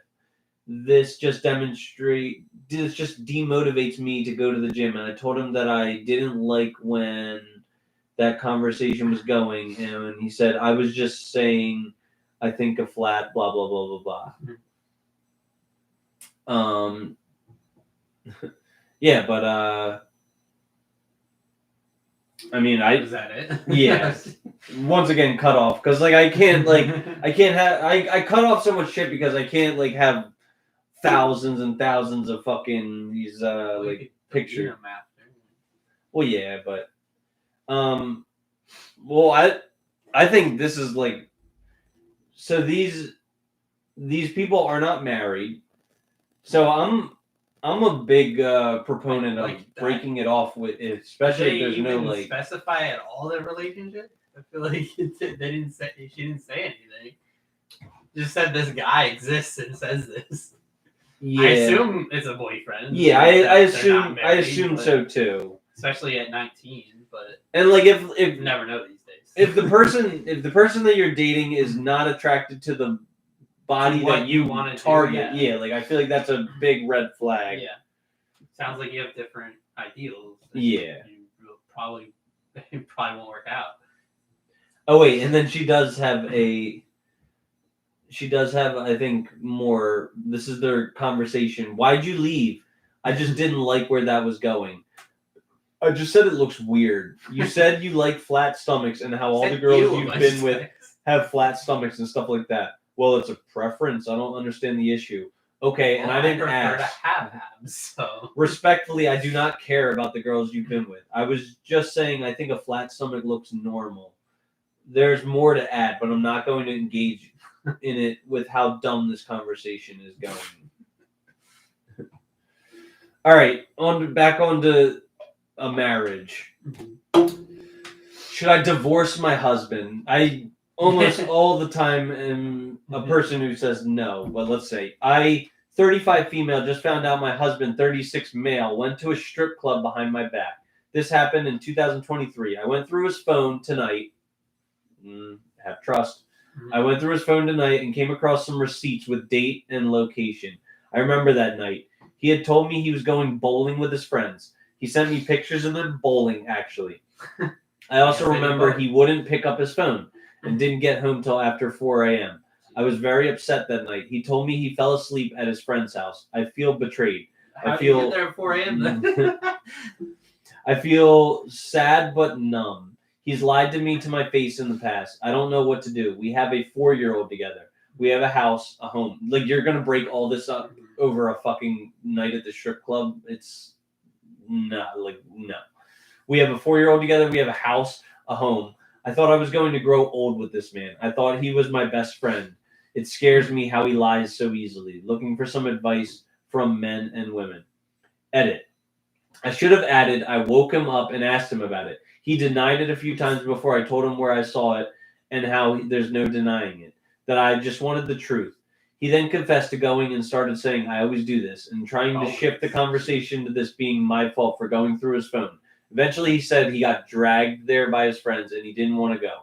And then went back to saying things like, you got what you wanted. Now you can leave. You were never going to trust me anyway. The first comment is, no, you shouldn't divorce him. Talk to him about how you feel and go to counseling if you need support. I agree with that. It sounds like both are in the wrong here. Like, one, you shouldn't be like going behind her back and going to a strip club and lying about it. And two, on the other side, you should not be just going through their phone and having trust issues. But it also seems like there's reasons for these trust issues, which you also just need to communicate more and just like set boundaries about this.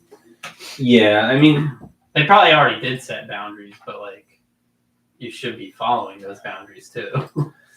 Yeah, I'm of the belief that I mean, like, strip clubs would not be the hill that I would die on if I were in like a loving marriage with a 4-year-old child.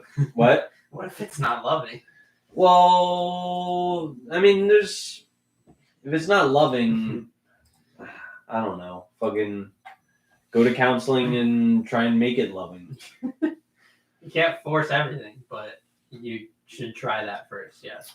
All right, this one is really bad, and once again, when it's a big problem and it's not involved with not marriage involved, I think the answer is to break up. So my boyfriend left me at the airport by myself after he made us late for the flight, but miraculously made it himself. Me and my boyfriend were in Seattle for Thunderdome, and we're from Atlanta. He wanted to save money on the ride to the airport and booked us a lift to a random hotel so we could catch their shuttle instead of having to take a direct ride to the airport, which saved him $30. We got to the airport and we're cutting it really close. I'm in a separate security line and his clears in about 3 to 4 minutes before me. He stated that he was going to go to the gate and try to make sure we both make it on. I get to the gate 4 minutes later and the door is closed and he's nowhere to be found. At that moment, I realized I'm stuck in Seattle by myself and made it on the plane without me. I checked my text, and from a minute prior, he sent me the message, "Run!" I had already been running, but missed the flight by 1 minute. The flight left at 4:05 p.m., and on the next one out isn't until 11:05 p.m. I won't get back until 6:45 a.m. and have to work at 8 a.m. He doesn't have to be to work until 12 p.m. What should I have done? And then she screenshotted their conversation. Run. I did. Missed it by 1 minute. Thanks for leaving me. The person told me to board and said that you could make it. I'm sorry. What's the next flight? 11:05. Lands at 6:40. I'm honestly really hurt that you left me. I would have waited for you and missed the flight if you weren't going to make it. I mean, that's fucking... Yeah, I'd leave the guy. I mean, if he's Run. That's what you should do. Run. Yeah, you should run. What the fuck? I gotta leave at the airport. Jesus. All right, and I think this is the last one. Am I overreacting? Sent pizza to my boyfriend's work for Valentine's Day, and he was upset. Happy Valentine's Day, heart emoji. What's up? Did you send a pizza here or something? Yeah, LOL. I don't mean to be rude, but can you not do stuff like that? I don't like things being sent to me. What? Oh, really? Question like mark? that. Yeah, I'm not even going to claim it. Wow, you're a dick. Like, wait. So it's the guy who doesn't want the pizza? yeah, the girl sent him a pizza. Why the Sounds like a fuck? fucking peach. What the hell is happening? How dare you? How dare you fucking How? refuse this pizza? But what even is your reasoning? Like, why would you refuse a pizza from your partner? I don't like stuff being sent to But me. what? Why? Like, there has to be more to it than that. Like, you just don't like it. Just a What fucking the fuck dick do you mean? is what he is. All right. Well, So if they were married and the guy left her at the airport, would you feel the same way? if they were married, I mean, 100%, it's cause for marriage counseling. Obviously, I'm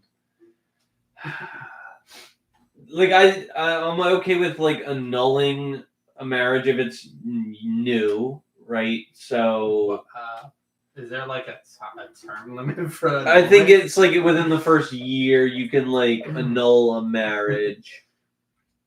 What if there's a kid involved?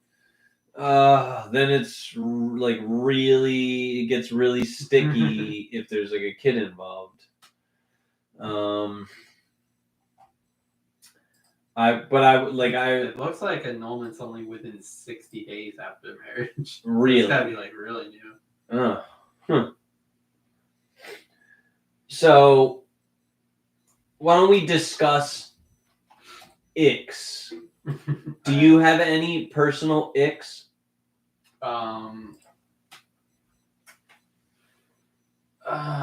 was I told you one and now I forgot it. What was it?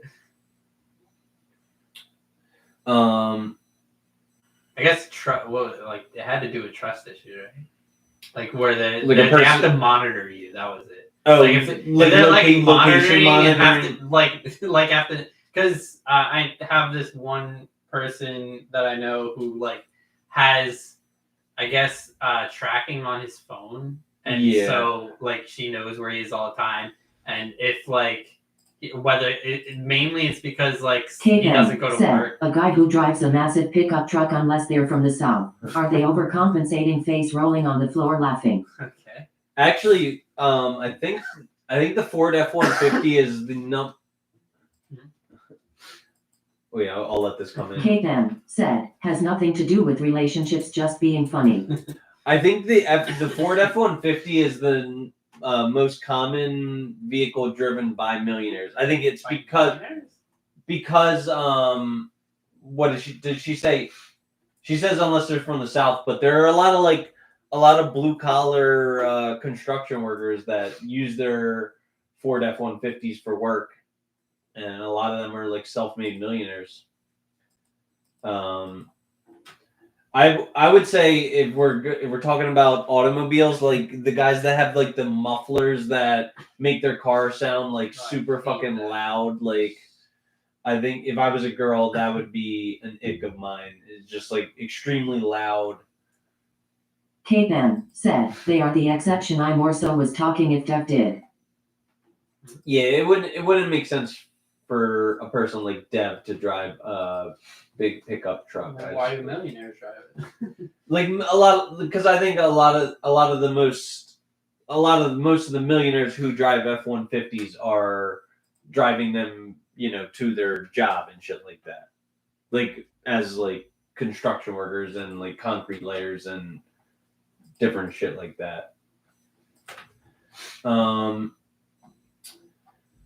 Well, the number one top rated. KM said, Chris, I just got a Mercedes GLE 63S AMG. KM said, am I the egg? Is that a pickup truck? You say. That is. Wait, you say Mercedes GLE 63? GLE 63. I don't think it's what is it, like a. It's a nice looking car. KM said, it's loud as fuck, boy, look it up.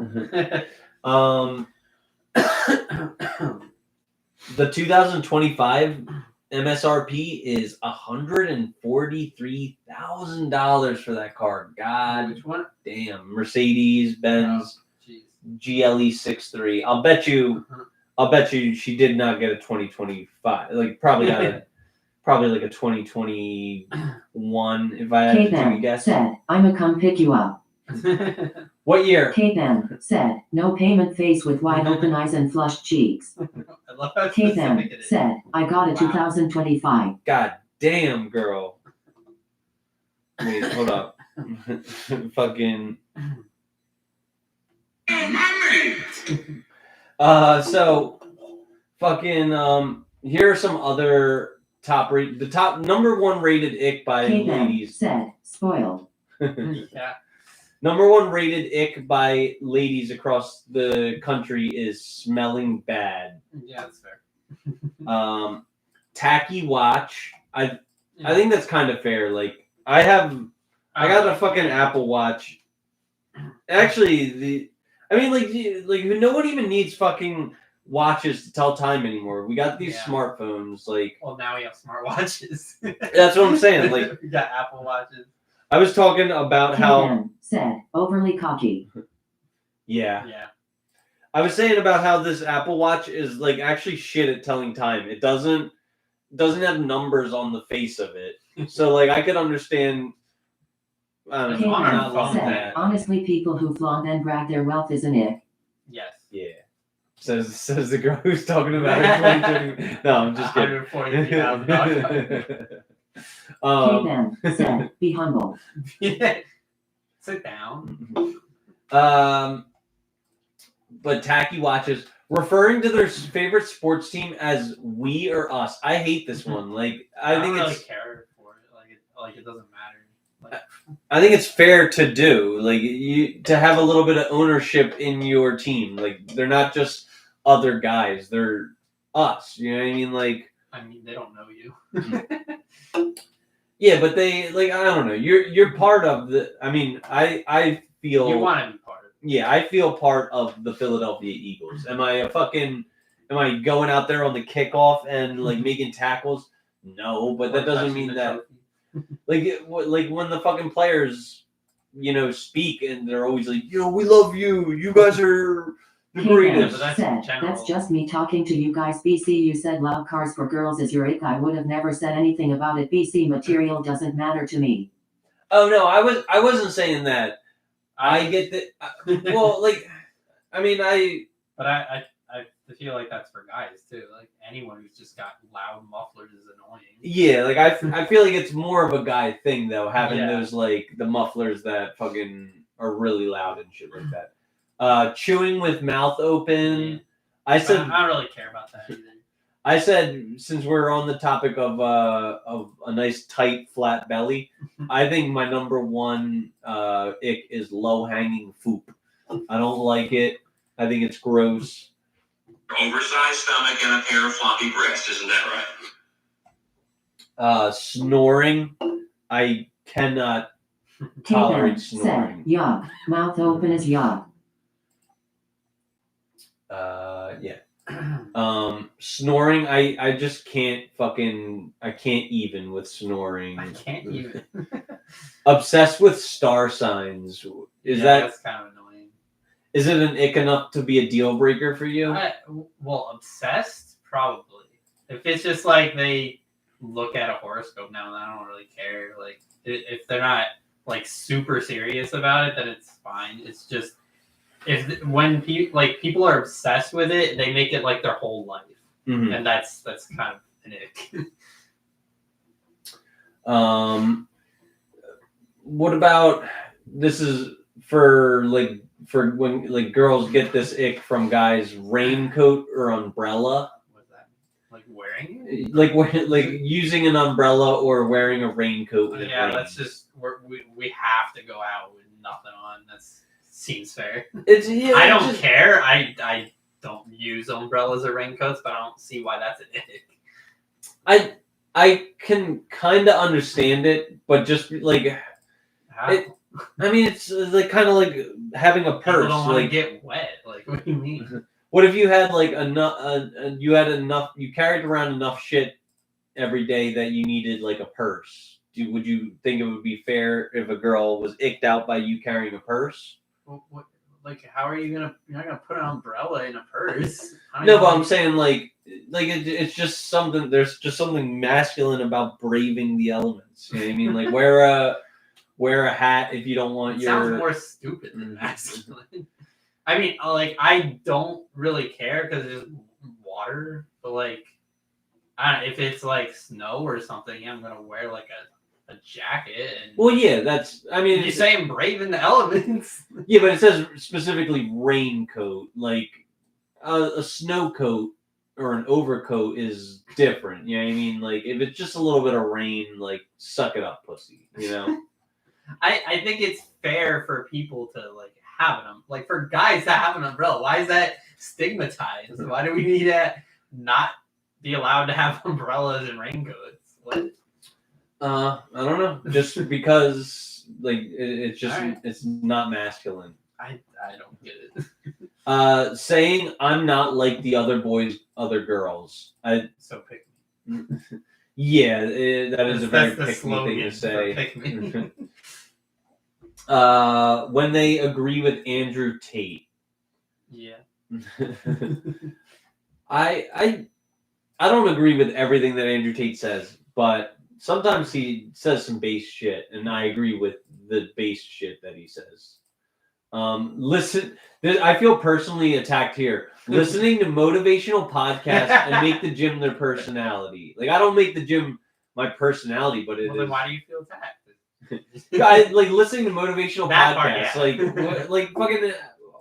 Well, what am I gonna do? Just nihilistically like wander through this life with no Ryan motivation? McCollum nihilistic anyway. said, Tate is a goat. There's only one goat. Who? I don't know. I was just saying what I said. Yeah.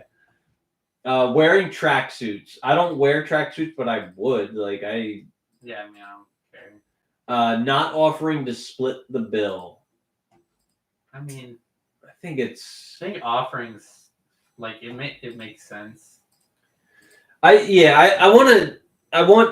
want women covering the tip to be like normalized practice. I'll cover the entire bill, and then you tip. Like, I don't think that is like. I think that's asking fine. too I'm much. also fine with just like we could do 60-40 or whatever. Like, it doesn't have to be 50-50 or like the guy pays the whole thing. But like, I feel like they should chip in as well.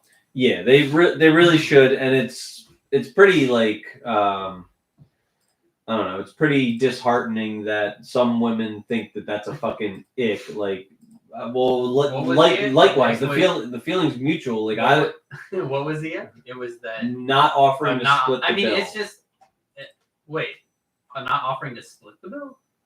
Wait, no, that's Whose ick is that?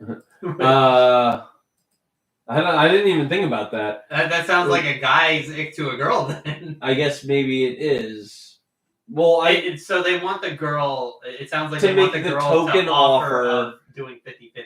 I feel like they don't have to offer that either. They can offer like a portion of it, but yeah, that's what I'm saying. offering 50-50 is good too. I say just pull out a couple of. And usually, I feel like a guy's gonna say no. I got it anyway because they want to feel masculine, regardless. So I think it's a nice gesture if a girl pulls out a couple of dollar bills to pay the waiter. Really long nails, yeah, that's a big ick. Not really attracted to them, but I wouldn't say it's an ick. I guess I feel like there's kind of an attitude that comes with long nails for some reason. Yeah, girl bosses.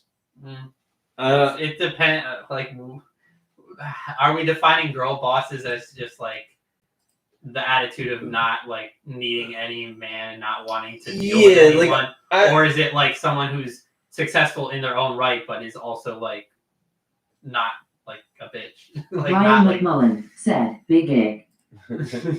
I would even allow a woman's like professional reputation to exceed her if she actually is the shit. That's fine, but like if you're just the fucking if you're just the HR generalist at the fucking I'm trying to think of just like a random corporation. Yeah, like if you just like file people's fucking W-2s and roll out benefits packages, you're not the shit. Like if you are the founder, if you're making like $100K doing it, are you the shit then? No, like 100K to like be the fucking hall monitor of a corporation. It's not. I'm saying like if maybe she's like a fucking founder and designer of like a fucking like Lululemon. So you have to be like a CEO to be the real shit. Yeah, otherwise you're not a fucking boss. You're just somebody, some corporate, fucking. But if you're making, I think the whole idea of boss, what is it, boss girl or girl bosses, yeah. Is that they make their own money and spend their own money on what they want, not really that they're like this big CEO or anything. I would get the ick if it was like a part of her personality. If it's like her personality where she's like gotta like rub it in your face and be like, I don't need no man, then yeah, that's kind of an ick. Mansplaining. Sure. Sure, yeah. Too much interest in crypto. Yeah. Sure. Acting too alpha. Sure. Like if you are truly alpha, you don't need to like act alpha. You just are. Yeah. Wearing socks to bed. I don't really care. Fair. Like, I don't like do it, but like I don't. Yeah, for like if a girl like, did what it, does it matter? Like, if they want to have their feet warm, whatever. I don't care. I think it doesn't change how I am. It's not like I'm not gonna suddenly force myself to wear socks to bed. I think this is from a girl on a guy's behalf because I kind of like socks on a girl, especially if they're like the like long fuzzy ones. I didn't even know who was saying it to who because I feel like that's an either way kind of thing. Overly touchy on a first date. What, like physically? Or? Yeah. I mean, yeah, I suppose that's fair. Ryan McMullen Depends said, how I it think goes. socks to bed is a red flag. so it's an ick. I feel like it's just kind of. What was the last one we were talking about? Wearing socks to bed. No, after that one. Touch you on a first But, date. yeah, I mean, I feel like if the date is just going really well, sure, but like I don't. It's not like an ick, but it's not like I don't know. Too much sexual talk, like they make everything sexual. Yeah, it can kind of be annoying if they're always sexual. I suppose I don't really I don't have any like experience with too much of Yeah, I it. don't think I have experience with someone being too sexual either, but like I see it being annoying. This one I totally get. Keep asking if everything's all right. Are you all right? Is everything all right? You don't seem all right. Are you all right? Like fucking huge ick. Dirty fingernails. Yeah, that's how you get fucking STIs if you don't clean your fingernails and you put them places. Yeah. Put them places. That's how we're describing it. Doing impressions. What? Like are we talking about racist impressions or just regular? The person mentioned like Shaggy, Scooby Doo, the Joker. I mean, I guess if you're like doing it too much and all. I think if they're like if they're really if that's like your whole cliche personality and you're just like always doing impressions of everything, then yeah, it can be kind of annoying. But if you're like doing it here and there just to be funny, I think that's fine. yeah, I'd like if a girl like did at least tried to do impersonations, especially if they were like bad ones. Like it could, it's funny. Just could be for silly. Bad. Asking why I'm not replying. This is definitely an annoying one. Mm-hmm. Loves fireworks. Like I don't understand who comes up with that. I remember you saying that before. How what do you have against fireworks? I guess like it can be loud and like bothersome in that way, but like usually you're there to look at the fireworks and stuff. no ambitions or goals. Does this one trigger you? I don't really care. I agree. It's probably an ick for most people. Like and what I mean by like not having goals is like I don't have time frames for them really. Like I still like want to get a house, want to get a girlfriend, like want to like build up a certain amount of income to be able to afford all these things. But I don't have like time frames set for all that, and I don't think I really need to. I think it's good for most people if they're not like good at budgeting or anything. But I feel like I have a good mindset with how I have my finances, so and like other things. Yeah. All right. Do you have any statements that you want to make up to our viewers specifically about Valentine's Day or anything you want to say looking forward? Not particularly. Happy Valentine's Day. I hope all the people that have dates are enjoying them. Probably not listening to us, but do you think that like the mass consumerism that we have as a society, like do you think that Valentine's Day is a good holiday? Like I don't like it because of how consumerized it is, because I feel like K-Pen said, Happy Hallmark Holiday. yes, it's a Hallmark holiday. Well, so is Christmas, but you love that. Yeah, but I mean, we're not. Do you know what the origin of Valentine's Day is? Wasn't there like Saint Valentine or something? Yeah, I think he's like.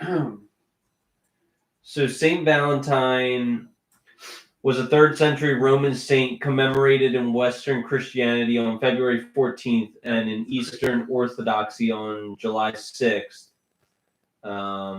He was born in Tournai, Italy. He died in Rome, Italy. He was decapitated. Jesus. It's not very romantic. Apparently, he was a martyr, so He That's he what- defied Roman law by performing secret marriages, leading to his martyrdom. Over time, his story became linked to love and affection, shaping the modern Valentine's Day celebration. Why did he need to make them secretive? Were they like gay or something? Or was he not like a minister or like someone who could legally marry people or something? He ministered persecuted Christians. Oh, okay. Yeah, so. But yeah, like I mean, That's romantic. yeah, it's cool and all. Just like Saint Nicholas. Yeah, It's like the origins, a cool story. yeah, but like having said that, it is like it's a very commercialized Like- holiday. Like it seems like it's fine since women generally just like it anyway, even though it's commercialized. I just feel like to really be romantic, you should be doing these kind of things spontaneously and like more of a regular basis than just waiting for February 14th every year. Yeah, like I was in the fucking. Like I don't think you're keeping the love alive doing once a year. You got to do it more than that, and it shouldn't just be specified days. Yeah, like I was getting the. By the way, I got what's it called? Fair Life milk. Fairlife. I got a now gallon. that you know it's Coke. I got a gallon of Fairlife milk in the. I remember having their chocolate milk once, and I remember liking it, but I haven't gotten it in a while. But like all I just saw was a bunch of men, young and old, with fucking flowers. Who knows what you even pay for a fucking bouquet of roses these days? Probably like $30 for a dozen roses. Yeah, probably. I mean, And my coworker has her husband brings in these strawberries and chocolate sauce and whipped cream every year to the office for everyone. It's kind of funny, but yeah, I mean, I don't know. It's I think it's like it's a bit of an L to do what everybody else is doing to get what everybody else is getting. You know what I mean? Yeah. Like, yeah, I mean it's like it doesn't feel special. It doesn't feel romantic to just designated day you're doing all this. yeah, And exactly. it's all the same things. All right. Do you have any more closing remarks? I think we could call this like an early show. Well, you don't have anything else to. Not really. I'm gonna have to really like go deep into the internet to fucking find some Oh God. more subject matter that can kind of keep us like edgy and keep us unique. With the dating apps, I think like I'm trying to get like a good assortment of all of the different things that are on the dating apps, but if I go like too agreeable and too likable with the profiles, it's not really great. I think so. For that reason, Wait, what do you mean? like just like lately I've been trying to like not go with the bottom feeders of dating apps, and I feel like it just makes for not as good content. So I might as well just go. You in, but Yeah, I think I also need to bring back the camera. The problem is with the camera is when I have this other camera going, it fucking slows down our entire show. So I need to figure out how to do I that. think it's been lagging a bit too. I don't know if it was for anyone else in chat, but it was like pausing for me at times. You're talking about this episode? Yeah, I'll have to it's kind of been like that for every episode for me. It could be our internet, but I don't know. I'll have to watch back. Did you notice that I spoke with? I don't think watching back shows the lag because it's in the live time. I think when you're watching it back, it's still going to show everything. Mm-hmm. Well, did you probably noticed our Wi-Fi now has the faster thing, right? Have you noticed that? Faster thing? What's the fastest thing? So Like fiber internet? yeah, so what happens is we have like 5G capability, but a lot of the time like things like a smart TV will not be using 5G capability. They'll just be using like the slower internet or whatever. But this network is always on the 5G capability. Okay. Because because last episode we were Yeah. so laggy, so I wanted to. I think I heard you calling Verizon. Yeah.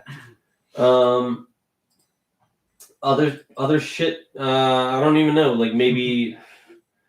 What else can we do to stay innovative? I don't know. I guess we could keep up with current events more. Keep up with current events more. I think continue to have a broad range of different guests. Yeah, that's easier said than done, though. It is very difficult to always have new people on. Or just people in general. Yeah.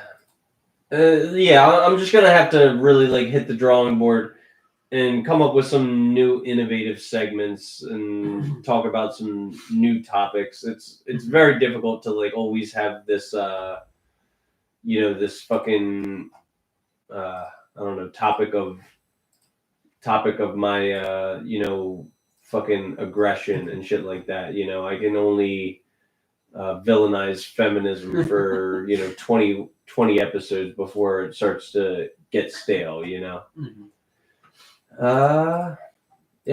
But looking forward. Next week I'm going out to California, so I hope you'll be able to join us as a chatter for that. Me? Yeah. Yeah. Will you be able to? Yeah, probably. And I hope you'll also take care of Clark in my absence. I'll throw him out the window.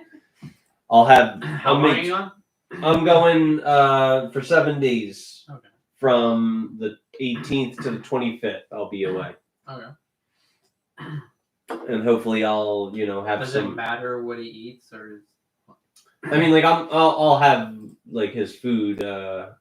And we now have a can opener. We've gotten by for 2 years without a can opener. But I don't really use canned food, so that's probably why. if you want to give him some tuna, we got so much fucking tuna. He can enjoy that. Mm-hmm. But I'll have other cans of other shit if Mm-hmm. you want to give him that. And so just whatever we have, basically. Yeah. And is there anything else? Am I taking him out for walks? If you want to, but I mean, what do you usually do? You just walk them around the development? Yeah, but I haven't done that since it dipped below Not giving him fucking walks anymore. 50 degrees. You know what I mean? You probably wouldn't like that anyway. Yeah, probably not. Kelly Bullock said, better take good care of my grandcub. Grand cub? Grand cat. A cat. Mom, I hope you're having a happy Valentine's Day with Greg, and Nick, we'll have him back on again, hopefully, and maybe we can get even more into the real estate market and shit like that. All right. Well, Do you want to talk more stocks or finance or anything? what, in the future or right now? You're talking Right about? now. Since Yeah, we get to. we have time, so. So as you know, I've been doing this new strategy where I buy an asset, and my maximum time to hold it is 30 days, and I, sell it at a hopeful profit. Is I the have- fire one this Kelly one? Bullock Yeah. said, thanks and can't wait to see you. I can't wait to see you too. So I started with Altria, lost $100 on Altria. Then I got British American Tobacco, made $150 on British American Tobacco. Then I went to Bank of America, lost $127 on Bank of America. I thought they were doing pretty well recently. Or I guess Yeah. not this month, or recent, but last year they were doing well, weren't they? Yeah, no, the biggest thing that fucking upsets me is when I pick a stock for the exact period where it's not doing well, because that happened with Bank of America and with Altria. Like if I would have just been When a did little. you take Bank of America? Was it in December? It was last week. Oh, just last. Or it was like it was honestly this week. I got it on I think like Monday.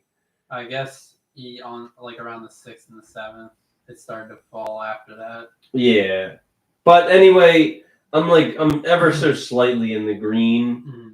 Once I'm gonna fucking figure out how to do this. What do you think about Kraft Heinz? I think that Warren Buffett owns them, so They are really cheap right now. what? Like, $28.92. okay. They've fallen quite a bit, but like I don't think they'll stay that low for that long. And Maybe they have a really good. They're like 5% dividend, I think. Yeah, 5.53. Yeah. Well, I think that's because it's fallen, but Yeah, yeah, but that's like the best. that's really good. Yeah, that's the best part about owning a dividend company that starts to dip a little bit is the dividend becomes more pronounced. So maybe there'll be my article on Novo the Nordisk is Patreon. also pretty low right now. What is? Novo Nordisk, but they're The entire pharmaceutical industry is Eli slumping. Lilly's doing well still, isn't it? Well, I mean, Eli Lilly's like the cream of the crop, but so is Novo Nordisk. They're like the competitors. But Eli Lilly is even slumping this. Yeah, today they didn't do well, but like they're kind of stagnant for the most part the last like month. Yeah, no, actually, they're doing fine, but yeah. I mean, I just personally, Novo Nordisk market cap is more than Coca-Cola and McDonald's combined. 350 billion. Like 500 billion. What? No. Novo Nordisk. This says 350 billion. Really? Yeah. I guess it's probably lower. Yeah, I mean it has basically the company is the stock price is basically like cut in half in the last like 6 months. Yeah, but I just as a rule of thumb, I tend to stay away from pharmaceuticals. I tend to stay away from energy. And I honestly, for the longest time, I stayed away from financial. Although, why stay away from energy? I made a pretty good amount on Exxon and Pioneer. Just because I don't know, I don't necessarily like know where the best to go is. Like, no real reason. Mm-hmm. I think for the purpose of what I'm doing, especially like swing trading, I think some of these non-dividend like fintech and Palantir. Have you heard about Palantir? No. Fintech's where my friend works, I think, though. No, like fintech just means financial technology. Yeah, she works in that. Okay, yeah. Well, Palantir is like anti-terrorism technology. I wouldn't think there's a lot of pro-terrorism. They're just like, how do you become an anti-terrorism? Like they build stuff to fight against them, or like? Let's see what they're. It says that they are.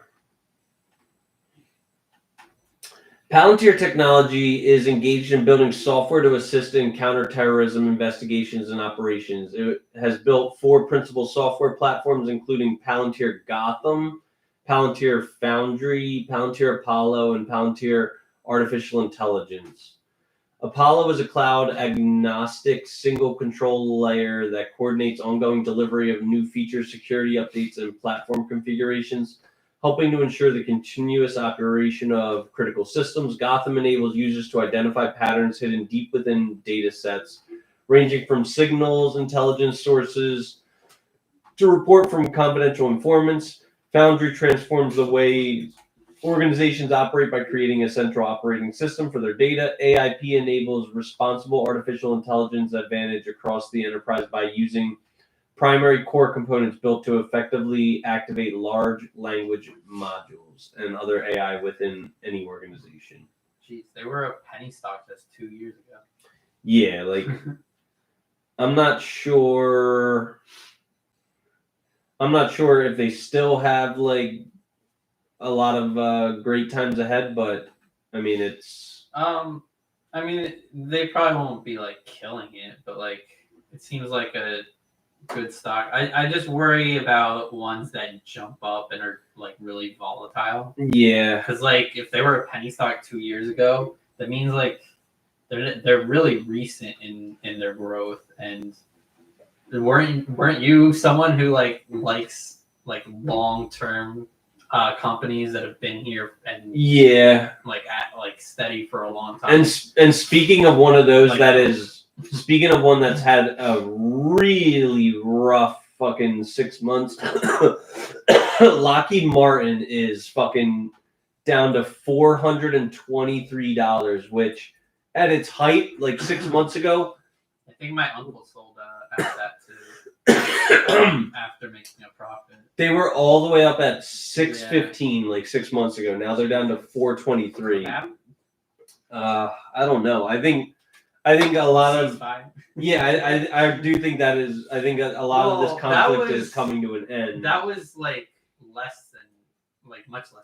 That was like a month ago, less than a month ago, right? Yeah, I don't know, but that's. I mean, maybe there was just like in the last 6 months they were already talking. They were talking about it back in May, so it might have been around. Well, they were still going up back in October, but they were talking about the ceasefire back in May. So I guess later on it started to seem like it was really gonna resolve a bit more. But that's a company that I'm looking to buy more of while it's super low.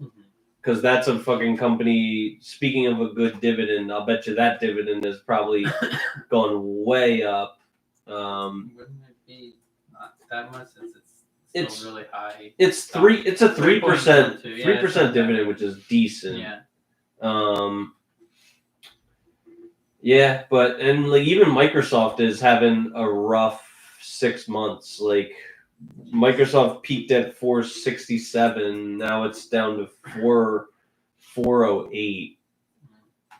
Isn't IBM still doing pretty well? IBM's doing great. Yeah. IBM is basically at its all-time high right now. Yeah. Apple's doing great. To hit 200. Nvidia's doing pretty good. Like it's having like the entire market kind of like plateaued. A little bit. Like definitely since its stock split, Nvidia has been fairly flat, but it's still like showing a decent trajectory. Mm-hmm. But I do think I will. I think I'll do my next thing on Kraft, maybe. Yeah. Yeah. All right. Are there any other stocks that you want to alert people to? Well, I'm about to get my 2 big dividends from Starbucks and Equinor. Starbucks has been having a fucking phenomenal week, and both of them had their ex-dividend dates today, actually.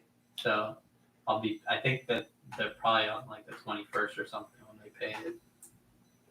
But like Starbucks, I feel like still pretty good. I don't know how much further it'll really go, and we're kind of past the seasonal part where they would generally do well. So I wouldn't really necessarily suggest buying it now. I would probably wait for a dip again. But I feel like Kraft is probably going to be a good one to buy right now. All right. Well, I'm gonna do a deeper dive into Kraft, and you guys watching at home, you can look forward to me doing an article. My most recent article was on Apple, which is having a great. Apple had a great week. I mean, the entire market did decent this week. Oh yeah, Planet Labs has been doing really well too. What is? It's the one my uncle recommended. That's still a penny stock. It was like at $3 when he told me about it. It's at $6 now. Okay. That's doubled already. I like to. The only sub $10 stock that I own right now is Ford, and I probably will keep it that way. Yeah. I think Planet Labs is like a military energy company, or like I think they like sell certain things to the military for like I think it's like satellite stuff, like satellite imaging of the Earth. Mm-hmm. I don't know exactly what they do, and I'm probably not gonna like buy into them anyway. Like they don't have a dividend anyway. And it's still not really clear how well they'll really do. Yeah, like I am firmly against buying non-dividend shit unless you're doing what I'm doing. Well, with you were just talking about the one you were. SoFi is. Oh, well, Or you're that wasn't talking what I about was Palantir. Yeah, Palantir. Yeah, like I might be like talking about how it's intriguing and shit like that, but I'm not gonna. Yeah, buy just it. like with Planet Labs, I think it's intriguing. But Yeah. I'm just kind of watching it. If Exactly. it becomes like a $10 stock, then maybe I'll be more interested in it. But I'm probably still not going to. Yeah. All right. Well, once again, we want to humbly thank our listeners and pay them ample gratitude for their patronage. Without you guys, we wouldn't be able to have such a high quality interactive show. So thank you, audience. Oh, one thing, an innovative segment that we're going to include in March is March Madness? is March Madness, but it's like really? soundbite madness. So I'm gonna make like a tournament, and we're all gonna vote on which sound bites make it, onto the next round. Like is chat voting in it or something? Yeah, chat, the people on the panel, everyone will be able to cast one vote. What are some of the fan favorites? What do you think of the sound bites? I think this one. I think this is like that's Duke. your favorite. It's the Duke. I think it's the Duke of the whole tournament. I mean, I don't know what chat really likes. I feel like you never play that one. There's not even really a reason to play that one. This one's good. Leave her alone. She doesn't want to talk to you. So, guys, hold on to your butts because that's what we got coming up next month. Hold on to your butts. Once again, we want to, so thank you, audience. I'd like to take this time to remind all of our listeners that we're spreading like a virus. The Good Faith Podcast is now officially on YouTube Live with video as well as archived there, and also Apple Podcasts, Pandora, Spotify, RSS.com, Amazon Music, Samsung Podcasts, Listen Notes, iHeartRadio, and Patreon. On Patreon, we're working to build additional value for the multiple tiers of donors with special content, super chat priority, and VIP in-person meetings. We do value your attention, so thank you for quieting your TikTok brain for the last 3 hours. This is a reminder. It was actually not 3 hours. This is 2.5. an expedited episode. This is a reminder, if you feel you got any value from us, it takes basically zero extra work to like and subscribe, and it'll move us closer to our goal of having thousands of subscribers, which will bump us up in the algorithm and expose us to more potential listeners. If you guys want to share us with more of your friends, we would be absolutely delighted to extend our outreach. The quickest way for us to broaden our exposure is for you listeners to each share us with one friend. We appreciate it from the bottom of our hearts. If you're interested in joining our movement, we represent hashtag. Feel free to retweet the hashtag. Also, stay cognizant to treat people with identical worldviews to your own with dignity and respect. Then if somebody's opinion deviates from yours in any way, our movement advocates for treating them like absolute shit. Remember, a civil level of respect is only earned by people who mirror your beliefs. Hashtag. If you live in the greater Philadelphia area and want to guest star on our show, want to go on a date with anybody on our show, happy Valentine's Day. Or if you have a sincere desire to move in with us, we're down a roommate. Well, not really anymore. But, I mean, still. Space for another. Yeah, still inquire with us. And please reach out in an Instagram DM at Christopher Bulick. The Patreon link is in the description, and all proceeds will go towards rent, food, electricity, new computer equipment to improve our general show quality, and Clark's medical expenses. I open a savings account in your name. That way, 500 years later, it'll be worth billions. Billions. Oh, I like money.